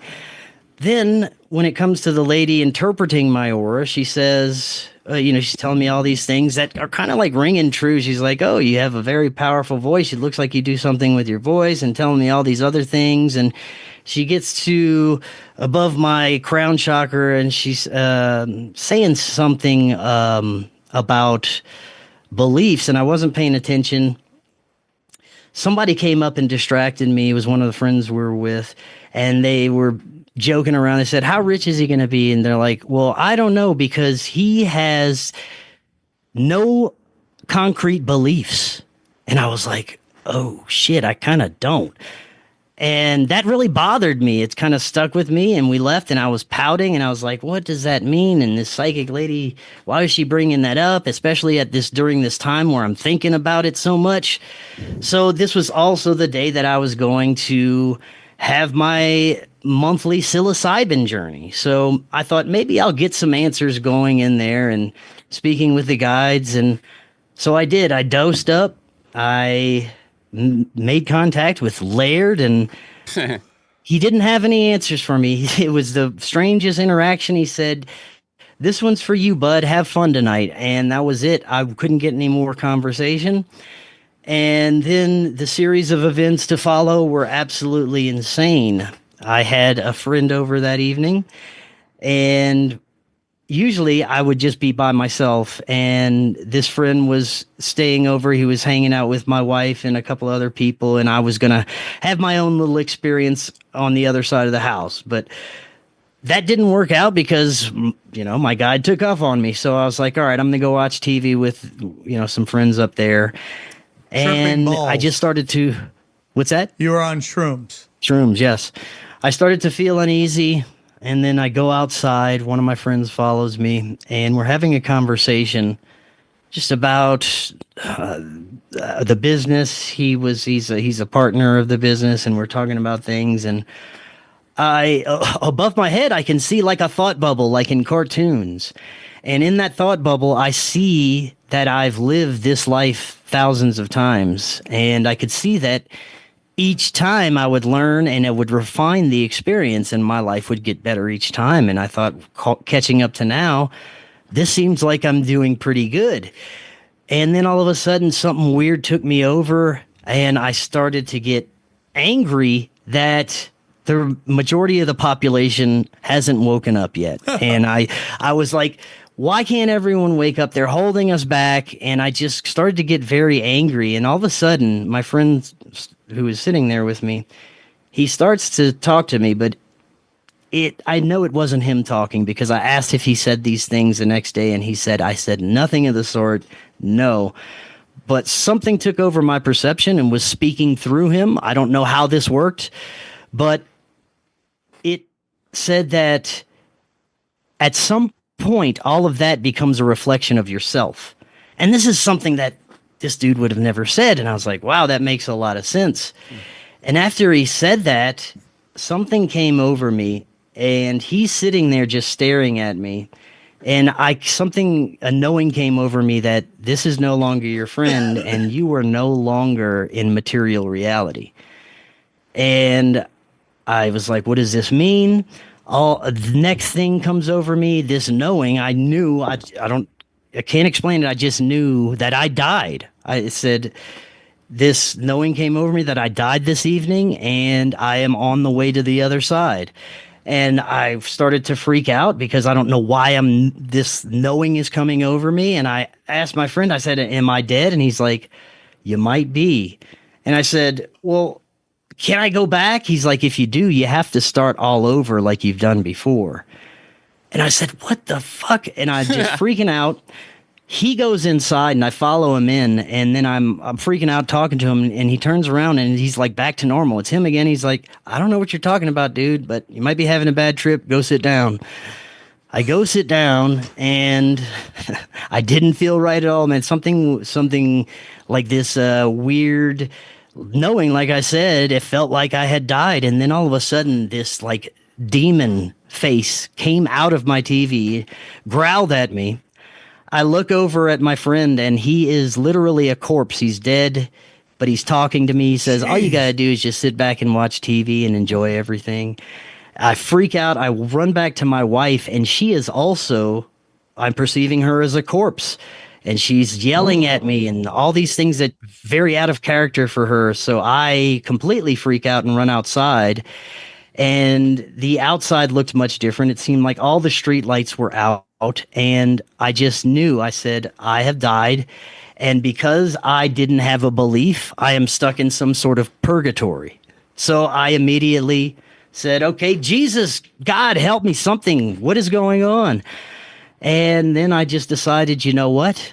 If I'm dead, and wife wasn't coming outside to look for me, so I'm thinking, this is it. I've really died somehow. I don't know, but I'm going to figure this out. So I start walking through my neighborhood, okay? And I'm thinking to myself, I'm going to find God, and I'm going to find out what the hell's going on. And so I continue to walk, and as I'm walking, I'm having a life review. A legit life review. I'm remembering almost everything in my life, and feels like it's, being shown to me in a sense that I could also experience what other people felt when I was being a dick and all of these things. It was very detailed. And I thought, oh, this is going to be a long fucking night. I keep walking, and there's this crossroads. I can take a right, and it's kind of dark down that road, or I could go straight, and it's a row of street lights. I start to walk straight, and the first street light blows out as I walk under it. And I said, okay, that may be a sign I shouldn't go this way. I turn right, and I'm walking, and I feel hopeless. I feel like I don't know where I'm going. I don't know if I'm going to find God. I'm still just believing. It's like this knowing I'm dead, and I've accepted it. I'm like, okay, I'm dead. I just got to find God. And then I just decide to lay down in the middle of the street. I'm like, maybe if I lay down here, I'll float up to heaven, angels will come get me, or I'll seep down to hell and I'll give the devil a piece of my mind and tell him how I feel. So none of these things happened. I'm just sitting there laying, and I'm looking up at the stars, and I'm like, wow, the stars are pretty beautiful here in the afterlife, especially in purgatory. You wouldn't expect this kind of beauty. And then this voice came back, and it said, even in the afterlife, it's all about perspective. And I just got up, and I was like, that's very interesting. And this voice said, look for a light, but close your eyes and find it there. So I did. I closed my eyes, and I'm looking for this light. And at first I don't see anything but darkness. And then I'm moving my head around, and I see this light in the distance. Close my eyes. There's this light. And I said, I'm going to head that way. So I'm walking, and all of a sudden I enter this new neighborhood that I've never been in before, and the houses are really nice and looks like a pretty rich neighborhood. And I'm walking around, and I'm like, wow, this may be a different section of the afterlife. And then I just said, you know what? I'm going to have to go and knock on one of these doors because I think maybe one of these doors will lead me to where I need to go. And this is what is just coming to my mind at this time. So I see a huge welcome sign at one of these houses at the end of the street, and it was lit up brighter than any of the other houses. It's a beautiful big white house. They had a huge white truck in the driveway. So I'm like, that's got to be it. I'm either going to ring this doorbell and whoever's there is going to call the cops. But since this is the afterlife, they're going to bring me to hell anyway, and I'll just speak with the devil. So this is all going through my mind. It's like, or it could be an angel that answers the door, and I'll be brought to heaven. I ring the doorbell, and this beautiful blonde-haired lady answers the door, and I'm like, is this where I'm supposed to be? And she said, oh, hold on a second. She closes the door. A few minutes later, this dude answers, big burly dude, and he's got this beautiful energy about him, and he's smiling, and he's like, hey, son, can I help you? And I said, sir, I think I died. And he said, oh, really? I don't know. Let's see. Shake my hand. And I shook his hand. And he's like, I don't think you died. You're here, and I'm alive, so what else could it be? I was like, well, I did eat a bunch of mushrooms, but that can't be it. That I don't know. So he's like, well, son, would you like to pray with me? And I said, yes. And in my heart, I knew. I was like, this is it. This is the angel that's going to bring me to heaven. I'm still thinking I'm dead. So we get down and we start praying, and I'm crying, and it's such a beautiful experience. And he says, well, let's get you home. And I'm like, how am I supposed to do that? And then I'm thinking, oh, I'm going to wake up in the hospital on an operating table. I've been in a coma, and I'm going to pop back, and that's what this whole experience has been, a near-death experience. And I'm literally thinking this, and he's like, oh, well, let's get you home. Let's get you in my truck. It's like, we're going to take your truck there? And I'm like pointing to the sky, and he's like, no, I'm going to take you home. So I was like, all right, whatever. I don't know how we're going to do that. And somehow I give him directions, punches in the GPS, and we're driving, and I was like, man, you know JC, right? I should talk about him more on the show. And he's like, yeah. And I forget the rest of the conversation. I get home, and I'm like, how am I supposed to go there? I'm still thinking I'm dead. He's like, maybe just open the door and walk in. I was like, all right, I will give it a shot. So I give him the biggest hug, and I go inside, and there's my friend, there's my wife, and they're worried as shit, and they look normal, and everything's fine. And they're like, what happened? I said, I don't want to talk about it. I grabbed a bottle of wine and went down it. But here's where everything comes together again. The next day, I'm shook. I have no idea what that was all about. So I go, and I'm like, I got to find this dude. I drive directly to his house, and I don't know how because I couldn't remember how I got there the night before. I drive directly there. I knock on the door. Same beautiful blonde-haired lady answers the door. She's like, Chris, I'm so glad you're okay. And she gives me a hug. And she said, I'm not going to say his name, but my husband he's giving a sermon right now. He's a preacher. Would you like to come to the service? And I said, holy shit. I was like, yes, I would. So, man, I went there, and I still didn't know what it was all about. Am I supposed to denounce everything? I'm going, find Jesus and go, become a member of the church and denounce all my heathen friends and all of this stuff. And I was kind of just scared about what it all meant because it was such a profound thing that I was asking to find God. And this experience brought me to a preacher's house. So that's a big thing. I go to the church, and as soon as I sit down in the pew, I start getting what you call downloads, man. Everything starts becoming clear. The voice is like, we led you to this very moment. That first time we spoke with you during that meditation, this is what started everything, and you are right where you need to be, and your understanding will come together.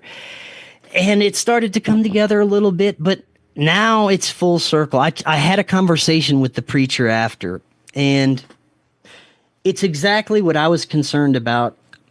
That church and that Christian belief, along with many others, is filled with toxic dogma, and there's fear behind it. And the people in the church, I could feel their fear just behind, if they make a mistake, will I go to hell? And the doctrine that keeps them in a box and prevents them from living their life and understanding things truly. It's a destroyer of worlds, I believe. I believe dogma is one of the most toxic, parasitic things that has made itself known on the planet, and especially Abrahamic religion dogma, the dogma associated with that. And I think that's a parasite. And my understanding is that JC came along with the easiest set of understanding that anyone could have about this reality. That's your matrix keys right there, the teachings of JC. And all I needed to do is follow those teachings, and I'm okay. And yes, I do believe in the teachings of Jesus. I believe in Jesus, and I consider myself a Christian, more of a Christian mystic. But again, I really don't like labels. I consider myself a spiritual person. And the understanding I'm at now is the most comforting, beautiful thing that I have ever experienced, because first of all, I know that there is a God. I know that there's something that led me on that crazy near-death journey out there and has led me exactly right here onto Tinfoil Hat Show. So bang, that's bang, it. Pow. Chris, Yes, great sir. show, dude. That was fire. Yeah. That was crazy. sir. Do you think that maybe your trips are the reason you don't grow shrooms anymore?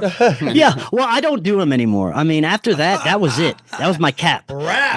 I do not need them anymore. Like McKenna says, you get the message, you hang up that damn phone. I got the message. There's no need for me to continue going that. back. I respect that. One more time, tell them where they can find you, Chris. Yes, sir. Website, forbiddenknowledge.news. That's also the Forbidden Knowledge Network. You can find a bunch of other incredible podcasts that we feature. We're on all podcast platforms. We're on Rumble. We are still some of the few survivors on Rockfin.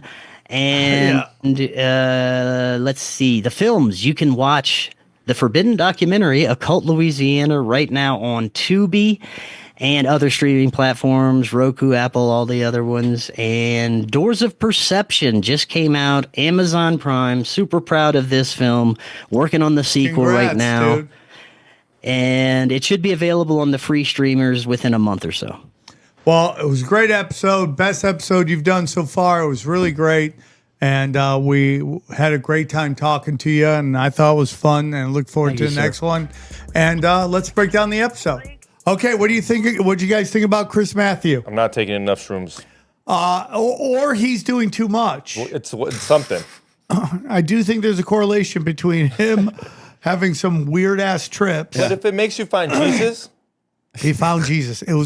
He knocked on the right door. seriously, took him home. That chick didn't go get her big husband to go thump on him. Yeah, he's really lucky that he didn't knock on a different door. That's Yeah, for sure. and get He messed could have up. been, what was that place you were talking about where they just grabbed that person and pulled them inside and never saw them again? Oh castle. yeah, the Mothers of Darkness or something, castle. yeah. Dude, how about his story about the guy shooting a dogman, and then 4 different natives were found shot to death in different places. Wild. That's a crazy story, dude. It is. It truly is. Yeah. I mean, let's not forget his reptilian girlfriend. Yeah, that was like. What if she was just really sweet and he was just having a bad trip, but she's like a sweet girl? That might be a part of it, dude. Because you ever like sometimes my girl have a dream about like me or something. I did something bad, and then that whole next day she's Just mad at you? just mad at me for nothing. And you're like, I didn't actually do anything. Yeah. What if his girl was just like this? So sweet. Johnny, this will help.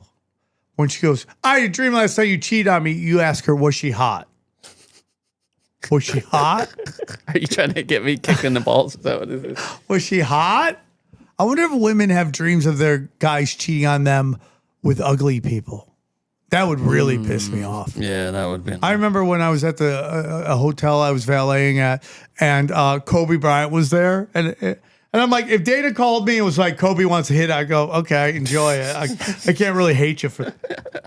I can't really hate you for that. No, but you're right. If my girlfriend like woke up in the morning, she's like, "You were cheating on me in my dream," and I asked, "Is she hot?" and she said, "No, she's ugly," I'd be upset. Yeah, then you're both mad at each other. Have you ever had a dream where somebody else is cheating on you? By the way, girls, only women have those dreams. I've never had a dream about that. Yeah, that's a woman dream. Totally. Like I've never known a guy to have a dream like that. I've had a dream where like guys dream about like fighting stuff, saving the world. Yeah. It's that Mitch Hedberg joke where he's talking about putting together a go-kart with his gym teacher from 7th grade. You know, it's weird shit like that. It's not jealousy dreams. That's just a feminine you're right. feature, I think. Hey, let me tell you about the wonderful website called SamTripoli.com. Go check out SamTripoli.com. I love that website. I'm going to be in San Diego on the 18th through the 19th. The Saturday show at 9:30 will be a tinfoil hat. Xavier Guerrero, Eddie Bravo, and the one and only Johnny Woodard will be there. So grab your tickets now. Going to be a great time. Then we have Boston. We have Broadbrook, Kansas City, and after that, I believe is New Orleans. More dates to come. SamTripoli.com for all my videos are on there. Every one of my videos I put out is on SamTripoli.com. You don't have to go to anywhere else. Go to SamTripoli.com. Check out the premium content. I'm putting out three episodes a week if I'm not super slammed, and they are deep dives into everything. Cash Daddies, talk about it, Johnny. By the way, I'm up 20%, not 10%, 20% on my investments. Talk about Cash Daddies. Howie turned this June around. It was a great June, and July has started off with a bang, too. Yeah, I mean, people are making money on it. He breaks down how to do everything. If you email him, he'll email you back. So go check out patreon.com/cashdaddies. And then go down. Dude, I've gotten the artwork for the next issue of Chaos Twins, and it's looking really good. Really good. Dana's going to be in it. Dana is in it. She's the thick genie. She's got a fat ass in it. It's going to be great. People love it. The Live Longer formula. We love them. Check that out, dude. If you want to get great help, Rife Technology, sponsored Bohemian Grove. Really great guy. Help get your energy back. Wise Wolf Gold and Silver. The Mineral King, Pat Meltage, one of my favorite people on planet Earth. He's going to help you get right. I'll cure hydrogen brown gas. If you want your hydrogen, best way to get it. Harley Ray, we love them. Candles, crystals, sage, you got it. I took it in between shows. Chemical Free Body, I take it every day. It's the supplements I love. Joel Staley will get you in shape. EMF rocks if you're looking for Verde bags to block that dirty electricity. Prometheus website. If you're somebody who's dancing or swimming in the pool of conspiracy and you can get a decentralized website, you won't have to worry about them taking it down. Patreon, taking down your episodes. And then finally, if you love Xavier Guerrero's questions, both asked on the show and off the show, Brain Supreme, Nuke Social, all my social media is there. All of our Telegram accounts are there. And then all the audio's there. Anything else? Don't forget Doom Scrolling. Doom Scrolling. Killing it. I actually love it. It's one of my new shows. I love it. It's a great show. It's the most educational hour. Every Tuesday at 4 p.m. Pacific is everywhere you watch. You watch live streams. It's all there. Dude, it's a celebrity chat room. It's a celebrity. Xavier shows up. All the girls go goo goo gaga. Ask him to get him pregnant. Donut was there the other day. Donut. First time we've ever had someone in the chat that was in a video. Yeah. It's the first time ever. Oh, really? Yeah. It was just some weird Inception shit going on there.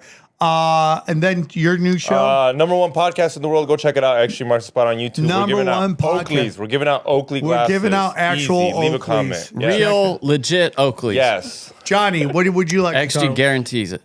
Check me out on Twitter at Johnny Woodard X. And the YouTube is going. YouTube.com/ Tinfoil Hat. YouTube is on fire right now. So every episode will be there. There's only 2 places you can get this show in 4K, SamTripoli.com and YouTube. So check it out and wish us luck. And let's enjoy these highlights. Here's a clip from the latest Broken Sim. So often with kids, with people who fall into kids entertainment, so many times they're just failed at everything else, it seems like. And then they're like, well, guess I'll do Yeah, I mean, and I say this 1,000 times.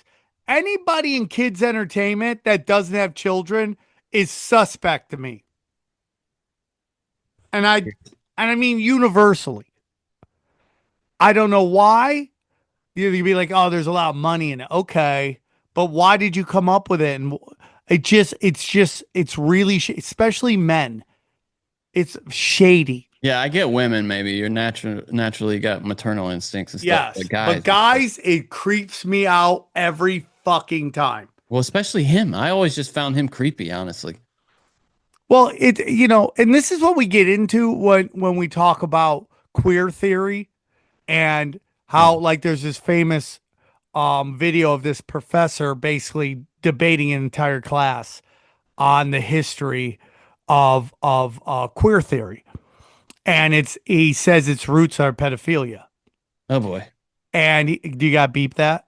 Yeah, I will. Yeah. Okay. Well, he says it's the roots of blah, blah, blah. Right.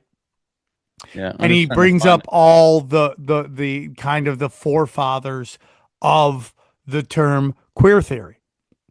And he quotes their books and it's all in there. So you have this guy, Paul Rubin, who lets you kind of look into who he really is. I've met this dude 1,000 times in LA. The corporate, hey, guy, slitting throats, dude. Slitting throats. That's it. You want to watch it real quick? Yeah, watch it. This is great. This is a masterclass. Correlation between anarchism and pedophilia and support for pedophilia. Did he say anarchism? Is that what he said? Yeah, but it leads into queer theory. Okay. Oh, wait. That's a beautiful line. Thank you so much for asking. How about something relevant? I've been talking about rape culture all day, and pedophilia and the support of pedophilia is not rape culture. Actually, it seems you're acting like this is a spurious connection. So we're going to play Jeopardy. We're going to play queer theory. We're going to play queer theory pedophilia Jeopardy. Okay, answer. Commonly called the godfather of queer theory. Who is Foucault? Who is Foucault? I got it. Okay, 100 points. Foucault. Another way to ask this is who argued, no, I guess the answer would be, argued for the eradication of age of consent laws as in down to infants. Who is Foucault? Thank you. Okay, next one. The author of the founding document of queer theory. Who is Gail Rubin? What percentage? No, the answer is 50%. Question is? The amount in that article that was a defense of pedophilia, specifically, quote, boy lovers, so men who fuck boys. Oh. This is a wild class. And since you're not believing me, quote, this is in the founding document of queer theory. Like communists and homosexuals in the 1950s, boy lovers are so stigmatized that it is difficult to find defenders of their civil liberties, let alone for their erotic orientation. That's in the founding document of queer theory. I'm sorry, I'm using facts. This is a master class. 1,000 apologies. One must never let facts in the way. Oh, and she also compared, by the way, she compared pedophilia to a preference for spicy food. The thing is, I have never heard of anyone who has to have years of therapy because they ate hot and sour soup. Yeah. Okay, so up to 200. Now it is pedophilia and queer theory for 300. That would be author of Macho Sluts. Author of Macho Sluts and Public Sex. Pat Califia. We see you. Wait. What was it somebody said? Stay relevant.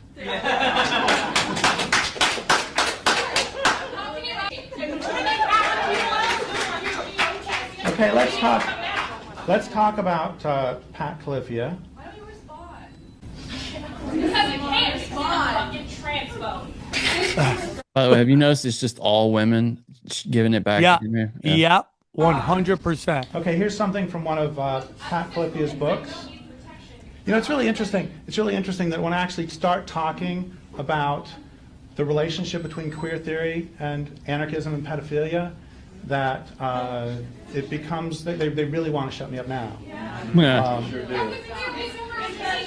Okay. So here's Pat Califia. This guy's great. He's This so is good, like dude. the worst hell gig ever. Yes. Oh, wait, just a second. I was accused of homophobia because I'm against pedophilia. Who is it who actually makes the connections between that? Gotcha. Okay, here's something by Pat Califia. Pat Califia has written, any child old enough to decide whether or not she or he wants to eat. If you'd like to hear the rest of this episode, subscribe to Broken Simulation in your podcasting app or check us out at youtube.com/SamTripoli. Go deep, homeboy. Aaron, open your mind. Drink from the fountain of knowledge. There's lizard people everywhere. That's some interdimensional shit. Wake up, Aaron. This is only the beginning. Dude, you just blew my mind. Tinfoil hat.